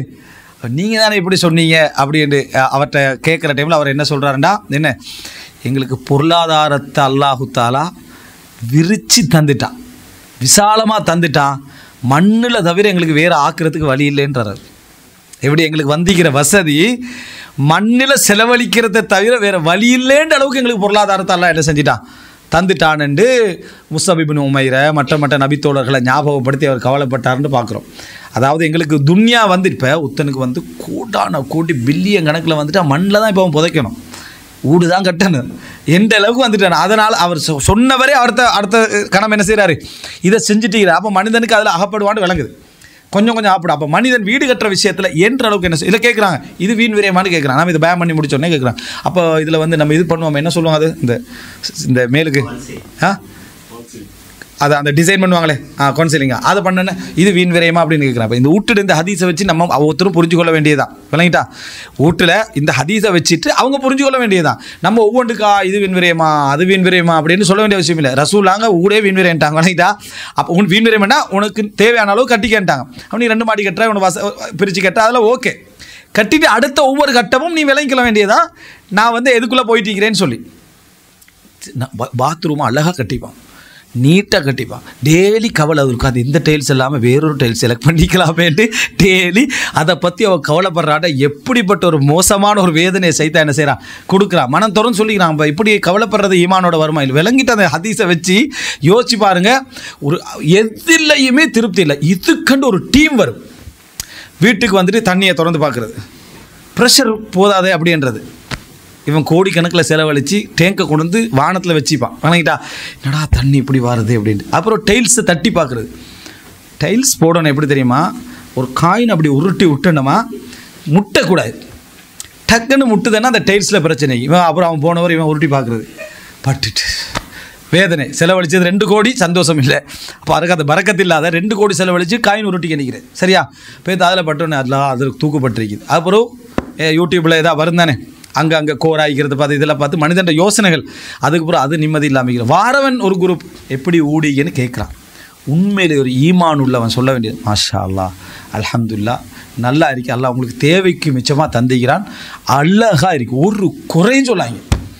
நீங்கள் செய்கிற வேலை அவனை வந்து இந்த உலக கவலை ஏற்படுத்துது. நீங்கள் உண்மையான ஈமான் உள்ளவராக இருந்தால் ஒருவரை சந்தித்தா அவருக்கு உலக கவலை உங்களால் வரப்படாது. உங்களால் உலக கவலை அவருக்கு வரக்கூடாது. உங்களை பார்த்து அவருக்கு உலக கவலை வருதுண்டா நீங்கள் ஈமானில் அவருக்கு செல்வாக்கு செலுத்தலைன்னு அர்த்தம். நம்ம போகிற ஊடெல்லாம் உலக கவலையை ஏற்படுத்தாமல் வாரதே இல்லை. இப்படி உட்காந்துடுறது. ஏன் பாத்ரூம் இந்த சைடுக்கு வச்சுக்கின்னு கேட்குறது, அதோடு அவனுக்கு ஆரம்பிச்சிடும். அப்போ அவனுக்கு ஆத்திரம் வேறு வர என்ன, எல்லாம் அல்ஹம்துலில்லாஹ்னு சூப்பர் இன்ஜினியர். அந்த இன்ஜினியர் நிறைய பேர் பிடிக்கவே இல்லை, நான் பார்த்து பிடிச்சி செஞ்சது எல்லாம் அப்படின்னா மட்டை தட்டிடுவான். ஆனால் போன பிறகு அவனால் என்னது திட்டத்தில் வச்சிருக்க கூடாதோன்னு அநியாயமான ஒரு கவலையில் 2 கோடியை செலவழிச்சுட்டு அவன் தூங்கிட்டுக்கிறான். டெய்லி கவலைப்பட்டுட்டுக்கிறான். அப்போ நம்ம எந்த வீட்டுக்கு போனாலும், ஒரு வீட்டுக்கு போகிறோம், படித்தவங்களுக்கு கூட விளங்கலை, வந்து பலகை எடுத்து வச்சு அவர் சொல்கிறாரு இது தேக்க முதிரை அதெல்லாம் சொல்கிறார், தேக்கு பலகை முதிரை பலகைன்னு. இவர் தட்டி பார்த்துட்டு ஒரிஜினல் தேக்கு இல்லைன்ட்டார். சரியா? அதோடு அவர் டென்ஷன் ஆகிட்டார். டென்ஷனாக இங்கே அதெல்லாம் பேசுவோம், நாங்கள் அல்ஹம்துலில்லாஹ் முதிரையை பற்றி தேக்கையை பற்றி எல்லாம் படித்தவங்க தான் போகுது. சரியா? இவரும் வாதம், அவரும் வாதம், இவரும் வாதம், நமக்கு என்ன சம்பவம். சரியா? வாதரை அவரும் அதை கட்டும் வாதம் பேத்துட்டி வெளியே வந்து சொன்னி, இப்போ நீங்கள் செஞ்ச வேலைக்கு தானே மார்க்கத்துக்கு 100% முரணானது. அவன் கஷ்டப்பட்டு எல்லாம் ரெடி பண்ணி வச்சுக்கிறான். இப்போ அவனோட உள்ளத்தில் நீங்கள் என்ன ஏற்படுத்தினீங்க, நீங்கள் வாங்கி கொடுக்க போகிறோம் இல்லை முதிரை பலகை. இப்போ சரியா? தேக்கு பலகை வாங்கி கொடுக்க போகிறோம், அவன் அந்த பலகையை மாற்ற போகிறதும் இல்லை. என்னத்துக்கு இந்த கவலை ஏற்படுத்தினீங்க, இந்த உலக கவலை என்னத்துக்கு நீங்கள் ஏற்படுத்தினீங்கன்னு கேட்குறேன். இது வந்து தேவையில்லாமல் எங்கள்ட உள்ளவங்க செய்கிற வேலை. அதாவது உலக கவலை ஏற்படுத்திட்டு வருது. இப்படி செஞ்சுக்கலாமே, அப்படி செஞ்சிருக்கலாமே, அந்த ட்ரெஸ் போட்டிக்கலாமே, இந்த ட்ரெஸ் போட்டிக்கலாமே, இப்படி கட்டிக்கலாமே, இந்த மாதிரி வச்சுக்கலாமே. என்னடா இப்போ செய்ய போகிற நீ? அதில் ரசூலுல்லாஹ் சொல்லிட்டாங்களே இதில் ஒன்றிலே நன்மை இல்லைண்டு, அதில் என்னத்துக்கு நீ வேறவா கவலை ஏற்படுத்தி இன்னும் வீண் வரை நம்ம கட்டிட்டோமா அல்ஹம்துலில்லாஹ் முடிச்சிடணும், அவ்வளோதான். இது அழிஞ்சு போகிற ஒரு பூகம்பம் க்ளோஸ், மரணத்தோடு எல்லாம் க்ளோஸ். மிஞ்சி போனால் 50 வருஷம் இடிஞ்சு விழுந்துடும். விளங்கிட்டா? இதுக்கு என்ன இந்த கவலை? சரியா? இப்படியான கவலை ஏற்படுத்துகிற பாட்டி என்ன செய்கிறது? கஅபத்துல்லாஹ்ல பேத்துட்டு ரிசர்ச், இந்த ஏசி எங்கேருந்து வருது, அது எங்கேருந்து வருது, இப்போ இருந்து வருது, இது மாதிரி ஒரு செட்டப் நம்ம வீட்டில் பண்ணலாமா இல்லை? ஏன் டைல்ஸ் எப்படி வச்சுக்கிறான்? இது இன்னும் கொஞ்சம் டைல்ஸ். கஅபத்துல்லாஹ்ல அவனுக்கு கவலை அதுதான். நம்ம நிறைய சுஜூத் செஞ்சோமா, ஒரு ஜூஸு குர்ஆன் ஓதினமா, சுன்னத்தா நோம்பு பிடிச்சாமா? இல்லை, கஅபத்துல்லாஹ்ல டைல்ஸ் வந்து இட்டாலியில் பதிலாக ஆஸ்திரேலியாவிலேருந்து கொண்டு வந்துக்கலாம், ஜெர்மன்லேருந்து கொண்டு வந்துக்கலான்னு யோசனை. பார்த்திங்க, ஆடம்பர சிந்தனை இவனை கொண்டு வைத்து சுஜூத் செய்யக்கூட வைக்க விடுதில்லை. அப்போ இந்த மாதிரி வந்துச்சு நான் நிறுத்தாது சைத்தான், கொண்டு போய்கண்டே இருப்பான். இந்த கவலை உள்ள நண்பர்களை உங்களுக்கு தந்துக்கண்டே இருப்பான். நீங்கள் மற்றவன்ட்ட பாராட்டு கேட்டுக்கண்டே இருப்பீங்க. அழகாக வசதி கிடச்சிதா, ஊட்ட கட்டணமா, அல்ஹம்துலில்லாஹ் நிறுத்திடணும். அதுக்கு பிறகு உடஞ்சாலும் சரி, அங்கே குடஞ்சாலும் சரி, பலகை இதாகினாலும் சரி, ஒரிஜினலாக இருந்தாலும் சரி, லோக்கலாக இருந்தாலும் சரி, அல்லாஹ் எனக்கு ஒரு ஊட்ட தந்துட்டு அல்ஹம்துலில்லாஹ் போதும், நல்லா வசதியாக நான் கட்டிக்கிறேன் அப்படின்றது. இது பாரு, இதில் சைத்தான் எப்படி வராண்டு இதை சிலர் விளங்கப்படுத்துறது. இப்போ நான் இப்போ சொன்னதை அவங்க அல்ஹம்துலில்லாஹ் கட்டிக்கிறது மாளிகை மாதிரி கட்டிக்குது. அவர் பேச்சு பிடிக்கும் தெரியுமா? அல்ஹம்துலில்லாஹ் நமக்கு பெரிய ஆடம்பரம், டாம்பிகம், இந்த சிந்தனைகள் எதுவும் இல்லை. நீங்கள் சொல்கிறோம் உங்களோட பயான் ஒன்று கேட்டால் வீடு சம்மந்தமாக உள்ளதை கொண்டு போதமாக்கிறோம் நம்ம, அவ்வளோதான். இதில் வந்து மேலதிகமான அந்த சிந்தனை நீ இது பேசலாமா? நீ கட்டிக்கிறது உள்ளே கொண்டு போதமாகிறதல்ல, இல்லாததை கொண்டெல்லாம் போதுமாக்கிக்கிறேன், சரியா? ஆனால் பேசுகிறது வந்து என்னென்னா சாதாரண ஒரு ஓலை வீடு கட்டி திருப்தி அடைஞ்ச மாதிரி பேசுறது. அவர் என்ன பேசணும்? அல்லாஹ்வுடைய நியாமத்தை வெளிப்படுத்தி அல்ஹம்துலில்லாஹ் அல்லாஹ் தஆலா சங்கையாக வச்சுக்கிறான். இந்த மாதிரி ஒரு வீடுன்னு நான் கட்ட வேண்டிய என்ன செய்யலை, நான் நினைக்கல. அல்ஹம்துலில்லாஹ் அல்லாஹ் நல்லாவே வச்சுக்கிறேன். இதில் குறை சொல்கிறதுக்குன்னு எனக்கு எதுவுமே இல்லை, குறையாக இருந்தாலும் எனக்கு அது பிரச்சனை இல்லை. இது வசனம், அல்லாஹ்வுடைய நன்றியை வெளிப்படுத்துகிற வசனம். இது என்னன்னா அல்லாஹ் கரீம் இல்லைன மாதிரி எல்லாரும் பேசுவாங்க. எப்படி இருக்கிறீங்க? எங்கே நல்லா இருக்கிறேன். ஊட எப்படி, எங்கே எப்படி, தொழில் எப்படி, எங்கே? அல்லாஹ் சங்கையானவன் இல்லை, அல்லாஹ் சங்கையானவன் இல்லை. நல்ல வார்த்தை அல்லாஹ் கரீம். எப்படி இருக்கிறீங்க? அல்லாஹ் கரீம். அல்லாஹ் சங்கையானவன். அல்லாஹ் என்ன சங்கையான செஞ்சு, சங்கையானவன் சங்கையாக தான் என்ன செய்வான், வெப்பான வார்த்தைகள் இல்லை. ஸோ நீங்கள் ஊடு விஷயத்தில் இந்த வீண் விரத்தை நம்ம என்ன செய்யலாம், புரிஞ்சுக்கலாம். ஆடைகள் விஷயத்துக்கு சொன்னேன், வீடு விஷயத்துக்கு சொன்னேன், திருமணத்தோடு சம்மந்தப்பட்டதுக்கு சொன்னேன், சாப்பாடோடு சம்மந்தப்பட்டதுக்கு சொன்னேன்.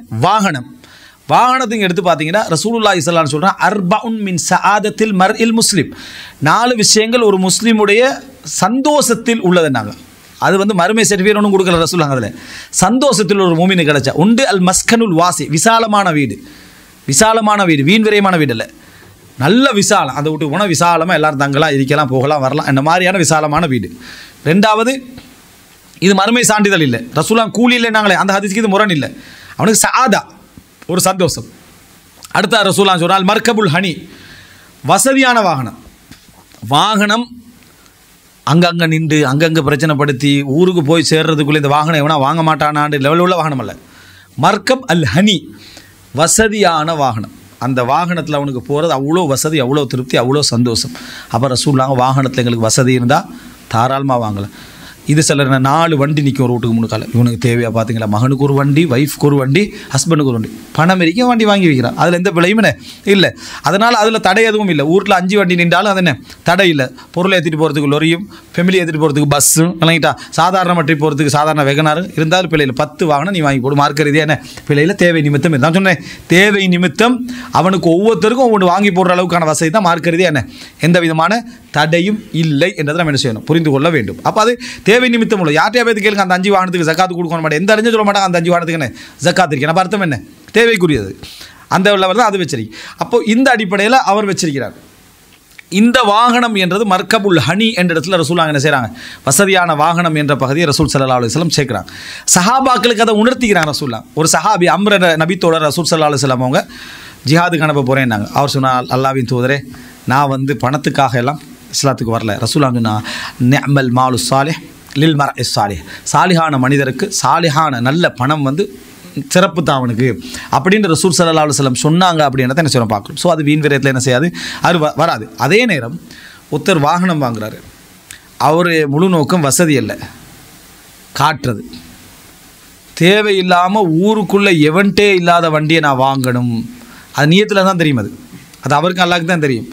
ஒருத்தனுக்கு மேலே ரோல்ஸ் ராய்ஸை கொண்டு வந்து என்ன செஞ்சிடுறது, ஊரில் வச்சிரு. இங்கே ரோல்ஸ் ராய்ஸ் ஹராம்னு சொல்லக்கூடாது, சரியா? அவனுக்கு வசதி நீ வைக்கிறா அது வேறு. உண்ட எண்ணம் எதோட சம்பந்தப்பட்டது என்றதை அல்லாஹ் முடிவெடுப்பான். அதுதான் சப்ஜெக்ட். நீ எடுக்கிற நோக்கம் என்ன, பார்க்குற நோக்கம் என்ன, உனக்கு இது எதையெல்லாம் தடுக்கும்? பள்ளிக்கு முன்னால் நின்று தொழுகிறத தடுக்குமா? உனக்கு ஒரு ஏழைக்கு நிப்பட்டி விண்டோவை திறந்து சதக்கா கொடுக்கறத தடுக்குமா? ஒரு ஒழுக்கத்தை தடுக்குமா? ஏழையிட வீட்டுக்கு இப்போ விருந்துக்கு போகிறதுக்கு இந்த வண்டி தடுக்குமா? பார்த்துக்க நீ இல்லைங்கடா. அது உனக்கு பறக்கத்தான வண்டியாக அமையுமா? வேற என்ன வண்டியாக என்ன செய்ய அமையும்? மக்களுடைய பிரார்த்தனை உனக்கு கொண்டு வந்து தருமா என்னது? அல்லது நீ இந்த மாதிரி விஷயங்கள்லாம் தடை செஞ்ச ஒரு மனிதன் உன்னை மாற்றுமா? எல்லாத்தையும் பார்த்துட்டு எனக்கு இது தேவைப்படுது, நான் தேவையான விஷயத்துக்கு இதை எடுத்துக்கொள்கிறேன். ஒரு மனிதனுக்கு ஒவ்வொருத்தருக்கும் தேவைகள் இருக்கும். சிலர் என்னது அதாவது இந்த டிப்ளமேட்டிக் பேசினா ஒருத்தர் இருப்பார், அவருக்கான சில தேவைகள் இருக்கும். அவர் என்ன செய்யலாம்? அதுக்கேற்ற மாதிரி நடந்து கொள்ளலாம். இதே மாதிரி தான் ஹோட்டல்ஸ், போய் தங்குற இடம், ஃப்ளைட்டில் போகிறது, ஃபஸ்ட் கிளாஸு, இந்த மாதிரியான விஷயங்கள்லாம் இருக்குது. இவைகளை மார்க்கறது இதோட முடிச்சிடுவோம். இல்லாட்டி வீண் ஒரு பட்டியல் பேத்துட்டே இதுகளை எப்படி நடந்து கொள்ளணும் அப்படின்னா, இதில் ஒரு செய்தி சொல்லுவாங்க. பக்ர் அபு ஸைத் ரஹிமஹுல்லா மௌத்தாயிட்டார். அவர் சிரியாவுக்கு ஏதோ ஒரு விஷயமா வாரார். வந்த நேரத்தில் அவர் கவர்மெண்ட்டால் அனுப்பி வச்சுக்கிறாங்க. அவங்க ஒரு வேலை கவர்மெண்ட்டால் அனுப்பி வச்சு, அப்போ கவர்மெண்ட்டால் அனுப்பி வச்சு என்ன செய்வாங்க, இருக்கிறதுல ஒரு ஹையர் கிளாஸில் தான் என்ன செய்வார், ஹோட்டலெல்லாம் போட்டிருப்பாங்க. 5 ஸ்டாரோ 7 ஸ்டார் ஏதோ ஒரு ஹோட்டலில் அவருக்கு போட்டிக்கிறாங்க. அப்போ அவர் அவங்க உள்ள பேசுகிறக்குள்ள சொல்கிறாங்க, அல் ஃபுந்துகு பைத்து தஆரா என்று அஹ்மது பின் ஹம்பல் சொன்னார் அப்படின்னு. ஹோட்டல் விபச்சார விடுதி அப்படின்னு அஹ்மது பின் ஹம்பல் சொன்னார்ன்னு பக்ர் அபு ஸைத் என்ன செய்கிறாரு, அதை தங்குமிடங்கள், இந்த பொது தங்குமிடத்தை தான் சொல்கிறார். ஃபுந்துக் என்ற உள்ள வார்த்தை, ஏற்கனவே உள்ள வார்த்தை தான், அதை சொல்கிறான். சொல்லிவிட்டு அவர் அங்கே தான் தங்கினார். யார்? பக்ர் அபு ஸைத் எனக்கு தவிர்க்க முடியாத ஒரு சிச்சுவேஷன், நான் இங்கே தான் நான் அரசாங்கத்தால் அனுப்பப்பட்டீங்க, நான் தங்கித்தானாகணும், நான் தங்கினேன் அப்படின்னு சொல்லி அவர் சொல்கிறார். இந்த செய்தியை ஷேக் மஷ்ஹூர் ஹசன் சல்மான் அவங்க என்ன செய்கிறாங்கன்னா, இந்த அஹ்காமுல் ஃபுந்துக் அதாவது என்ற நூலை, அதாவது ஹோட்டலுடைய சட்டங்கள்னு இருக்குது. ஹோட்டல்களுக்குன்னு சில சட்டங்கள் இருக்குது. ஏன்னா நேரத்தோட ஃபீஸ் கொடுக்கணுமா, புறவு கொடுக்கணுமா, ஹோட்டலோட பொருள்கள் எங்களோட உரிமைகள் என்ன, டைமிங், அந்த 9:30 அடுத்த போகிற அவனுக்கு கூடுமா, வணங்கிட்டா 10 மணிக்கு வந்தாலும் 11 மணிக்கு வந்தாலும் ஒரே ஃபீஸ் இது அவனுக்கு கூடுமா, அப்படி சட்டங்கள் கொஞ்சம் இருக்குது. இந்த சப்ஜெக்டை சொல்லிட்டு வர புக்கில் அவர் தேடி பார்க்குறாரு, இந்த தகவல் இல்லை.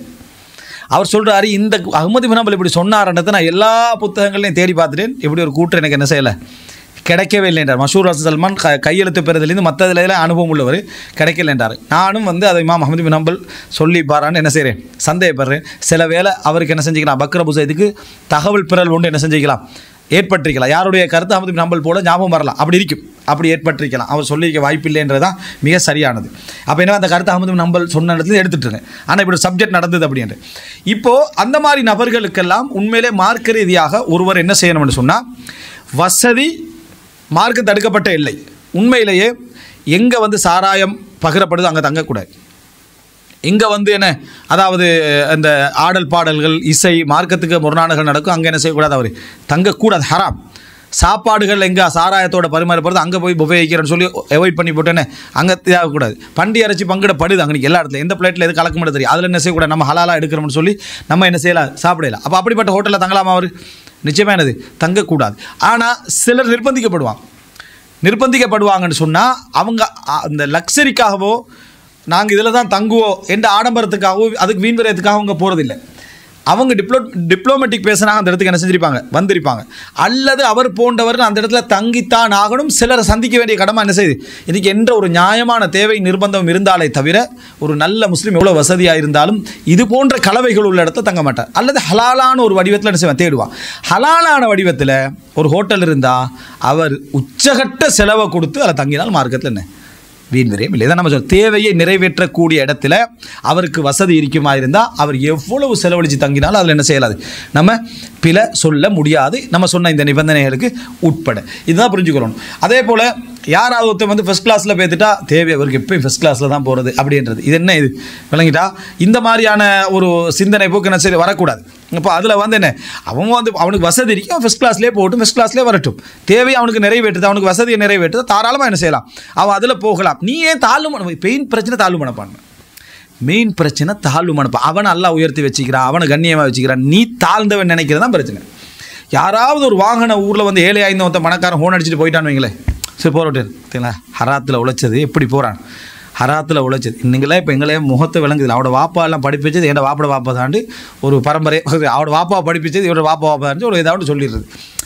அதாவது அவன் ஃபெமிலியை படிப்பிச்சது இன்றைக்கு நம்மளே கணக்கில்லாம் போகிறாண்டு. எதனால் வருது தெரியுமா, தாழ்வு மனப்பான். உண்டை தாழ்வு மனப்பான்மையில் வருது. அல்லாஹ் தால அவனுக்கு வசதியை கொடுத்தே வாழ்ந்துட்டு போகிறான்.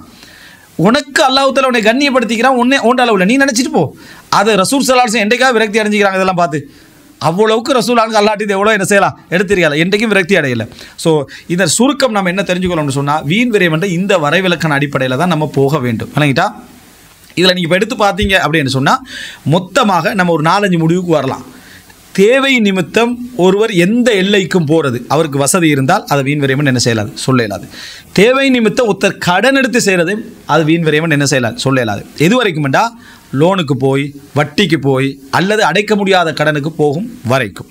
அடுத்த கட்டமாக ஒவ்வொரு சட்டமும் ஒன்றுக்கு என்ன செய்யும், வித்தியாசப்படும். வீட்டுக்குரிய சட்டம் வேறு, வாகனத்துக்குரிய சட்டம் வேறு, ஆடைக்குரிய சட்டம் வேறு, இது வேறு. 3வது அலங்காரம். அலங்காரத்தை பொறுத்த வரைக்கும் நம்ம எப்பயுமே புரிஞ்சுக்கொள்ளணும், அலங்காரம் அடிப்படையில் ஹராம் தான், அடிப்படையில் ஹராம் தான். ஆனால் ரசூல் ஸல்லல்லாஹு அலைஹி வஸல்லம் விதிவிலக்கான சில இடங்கள் என்ன செஞ்சுக்கிறாங்க, சொல்லிக்கிறாங்க. கொண்டாட்டங்கள், மகிழ்ச்சியான இடங்கள், இதிலெல்லாம் வந்து கொஞ்சம் மனசு என்ன செய்யக்கூடாது, ஒரு மூமினுக்கு சட்டம் நெருடலாகவே இருக்கும், என்னடா கொஞ்சம் அப்படியா இருக்கேன்னு. அதெல்லாம் ரசூல் ஸல்லல்லாஹு அலைஹி வஸல்லம் அனுமதிச்ச இடங்கள். சஹாபாக்கள் அப்படி தான் பார்த்தாங்க. அபூபக்கர்லாம் விரட்டி விட்டாங்க, உமர்லாம் விரட்டி விட்டாங்க, நெருடலாக தான் பார்த்தாங்க. பள்ளியில் விளையாடிக்கிட்டு இருந்தாங்களே, ரசூலாங்க அதை ஒரு விளையாட்டாக பார்த்தாங்க. ஆனால் உமர்லாம் வந்தோன்னே எல்லாரும் என்ன செஞ்சிட்டாங்க, ஓடிட்டாங்க. அப்படி அலங்காரங்கள் மார்க்க ரீதியாக கணவன் மனைவி கடையில் இந்த மாதிரியான அலங்கார அனுமதிகள் இருக்குது. இதே மாதிரி தான் கல்யாண வீடுகளில், மற்ற வீடுகளையும் அலங்காரம் அவருடைய வசதிக்கேற்ப இந்த அதாவது தேவையற்ற அலங்காரம் என்ற அளவுக்கு போகாமல் அதை வந்து கல்யாண வீடு என்று அடையாளப்படுத்தக்கூடிய அமைப்பிலான இதில் இருந்துட்டா அது பிழை இல்லை. ஆனால் அது வரைவிலக்கணப்படுத்தி இதுதான் நம்ம என்ன செய்யலாம், சொல்ல இயலாது. நடக்கிற டைமில் அவருக்கும் விளங்கும், பார்க்குறவங்களுக்கு என்ன செய்யும், இது ஹத்தை என்ன செஞ்சுட்டு எல்லையை தாண்டிட்டு அப்படின்றத என்ன செய்யும், நம்ம புரிந்து கொள்ள வேண்டி வரும். எங்கெல்லாம் கடைசியாக எங்கெல்லாம் ஒரு விஷயம் ஹத்தை தாண்டி இருக்குதா இல்லையா என்ற கன்ஃபியூஷன் வரும், அங்கே ஒரு முஸ்லீம் அதை தவிர்த்து கொண்டு போய்த்துடணும். காரணம், அவருக்கு அது ஹலாலாக இருந்துட்டு போகலாம் சில பொழுது, ஆனால் நமக்கு மார்க்க ரீதியான சிக்கல் அதில் என்ன செய்யலாம், வரலாம் வேண்டாம், நம்ம தவிர்த்து விட்டு போக வேண்டும். எல்லாத்துக்கும் மேலால் ஒரு விஷயம் புரிஞ்சுக்கணும், உலகம் புறக்கணிக்கப்பட வேண்டிய ஒன்று, உலகம் புறக்கணிக்கப்பட வேண்டிய ஒன்று. மேக்சிமம் உலகத்தை புறக்கணித்து நடந்தாண்டா அவனுக்கு வந்து நன்மை தான். பேசிக் லெவலில் எதை செஞ்சாலும் அவனுக்கு என்ன நன்மை தான். ஆனால் மனிதன் வசதிக்கேற்ப ஆடம்பர எல்லைக்குள்ளே நம்ம வருவோம். அந்த ஆடம்பர எல்லைக்குள்ளேயும் தான் இந்த தீர்ப்பெல்லாம் நம்ம சொல்லி கண்டிக்கிறோம். சில பொழுது பேணுதலான சஹாபாக்கள் சமுதாயம் இன்றைக்குள்ள காலத்தில் வந்து நின்றா இதை எதையுமே பொருந்தி கொள்ளாத இடத்துக்கு என்ன செய்யலாம், வரலாம். எப்படி ஜாபிர் அல்லா அவங்க அந்த பிளங்கெட்டை பொருந்தி கொள்ளலையோ, எப்படி ஒரு கடல் யுத்தத்தை உமரில்லாங்க பொருந்தி கொள்ளலையோ, எப்படி வசதியான வீடுகளை உமரில்லாங்க பொருந்தி கொள்ளலையோ, அப்படியான ஒரு எல்லை ஒன்று இருக்குது. அப்போ சஹாபாக்களுடைய பார்வையில் இந்த இடத்துல வந்து நிற்கிற சந்தர்ப்பத்தில் அவங்க இந்த சூழலில் அகப்படாத வரைக்கும் அவங்க இது அடிப்படையிலே இந்த சமுதாயம் ஒரு டாம்பிக வாழ்க்கைக்கு பழகிட்டு என்ற இடத்துக்கு என்ன செய்யலாம், போகலாம். ரசூலுல்லாஹ் சொன்னாங்க, அப்படி ஒரு காலம் என்ன செய்யும், உங்களுக்கு வரும், உங்களுக்கு உலகம் விசாலமாக்கப்படும், நீங்கள் போட்டி போடுவீங்கன்னு சொன்னாங்க. ஆனால் அந்த இடத்துக்குள்ளே சஹாபாக்களும் இறுதி காலங்கள் என்ன செஞ்சாங்க, அனஸ் ரலியல்லாஹு மாளிகை இருந்துச்சு, ஹப்பாப் ரலியல்லாஹு இதை பார்த்தோம், முஆவியா ரலியல்லாஹு அவங்க என்ன செஞ்சாங்க, அதாவது பாதுகாப்புக்காக பள்ளியிலே என்ன செஞ்சாங்க, ஒரு தனியான ஒரு செக்யூர்டான ஒரு இடம் மட்டும் எடுத்துக்கிட்டாங்க. இப்படியான விஷயங்களை நம்ம பார்க்குற சந்தர்ப்பத்தில் மர்வான் இப்னு ஹக்கம் பெரிய மாளிகை என்ன செஞ்சார், கட்டினார். இதெல்லாம் பார்க்குற டைமில் காலம் என்ன செய்யும், ஆடம்பரத்துக்குள்ளே வசதிக்குள்ளே அழைத்து செல்லும். அசலில் ஒரு முஸ்லீம் உலகத்தை புறக்கணிப்பது என்பது உலகப்பற்று பேணுதலில் வர ஹராம் ஹலால் என்று லிஸ்ட் வர்றது வசதிக்குள்ளே வராது. அதை தாண்டி போகல இஸ்ராஃப் தப்தீரில் வரும். குர்ஆன் வசனம் என்னன்னு சொன்னால், வலா துபத்திர் தப்தீரா, வீண்வரியம் செய்ய வேண்டாம். வீண்வரியம் செய்கின்றவர்கள் ஷைத்தானது சகோதரர்கள், ஷைத்தான்களுடைய சகோதரர்கள் அப்படி என்று வருது பார்க்கணும். அதே போல் குர்ஆன் அல்லாஹ் தஆலா குலு வஷ்ரபு, உண்ணுங்கள் பருகுங்கள், வலா துஸ்ரிஃபு, வீண்விரயம் செய்ய வேண்டாம். உண்ணுங்கள் பருகுதல் மட்டுமல்ல, எதிலையுமே உண்ணுங்கள் பருகுங்கள் வீண்விரயம் செய்ய வேண்டாம்னா உண்ணுங்கள் பருகுதலில் வீண்விரயம் செய்ய வேண்டாம் அர்த்தம் இல்லை. குழு உண்ணுங்கள், வஷ்ரபு என்ன குடியுங்கள், வலா துஸ்ரிஃபு வீண்விரயம் செய்ய வேண்டாம். அப்படின்னா வீண்விரயம் என்றது எதிலையும் நீங்கள் என்ன செய்யக்கூடாது. தாராளம் உண்ணலாம் பருகலாம். ஒரு செய்தி வருது, ஒரு மனிதன் ஆசைப்பட்டதெல்லாம் உண்பது அவன் வீண்விரயம் செய்கிறான்றதுக்கு ஆதாரம் அப்படின்னு சில சஹாபாக்கள் சொன்னதாக வருது. எல்லாமே பலகீனமானது, எல்லாமே பலகீனமான செய்திகள். நம்ம சொன்ன வரைவிலக்கணத்துக்கு அது முரண். சரியா?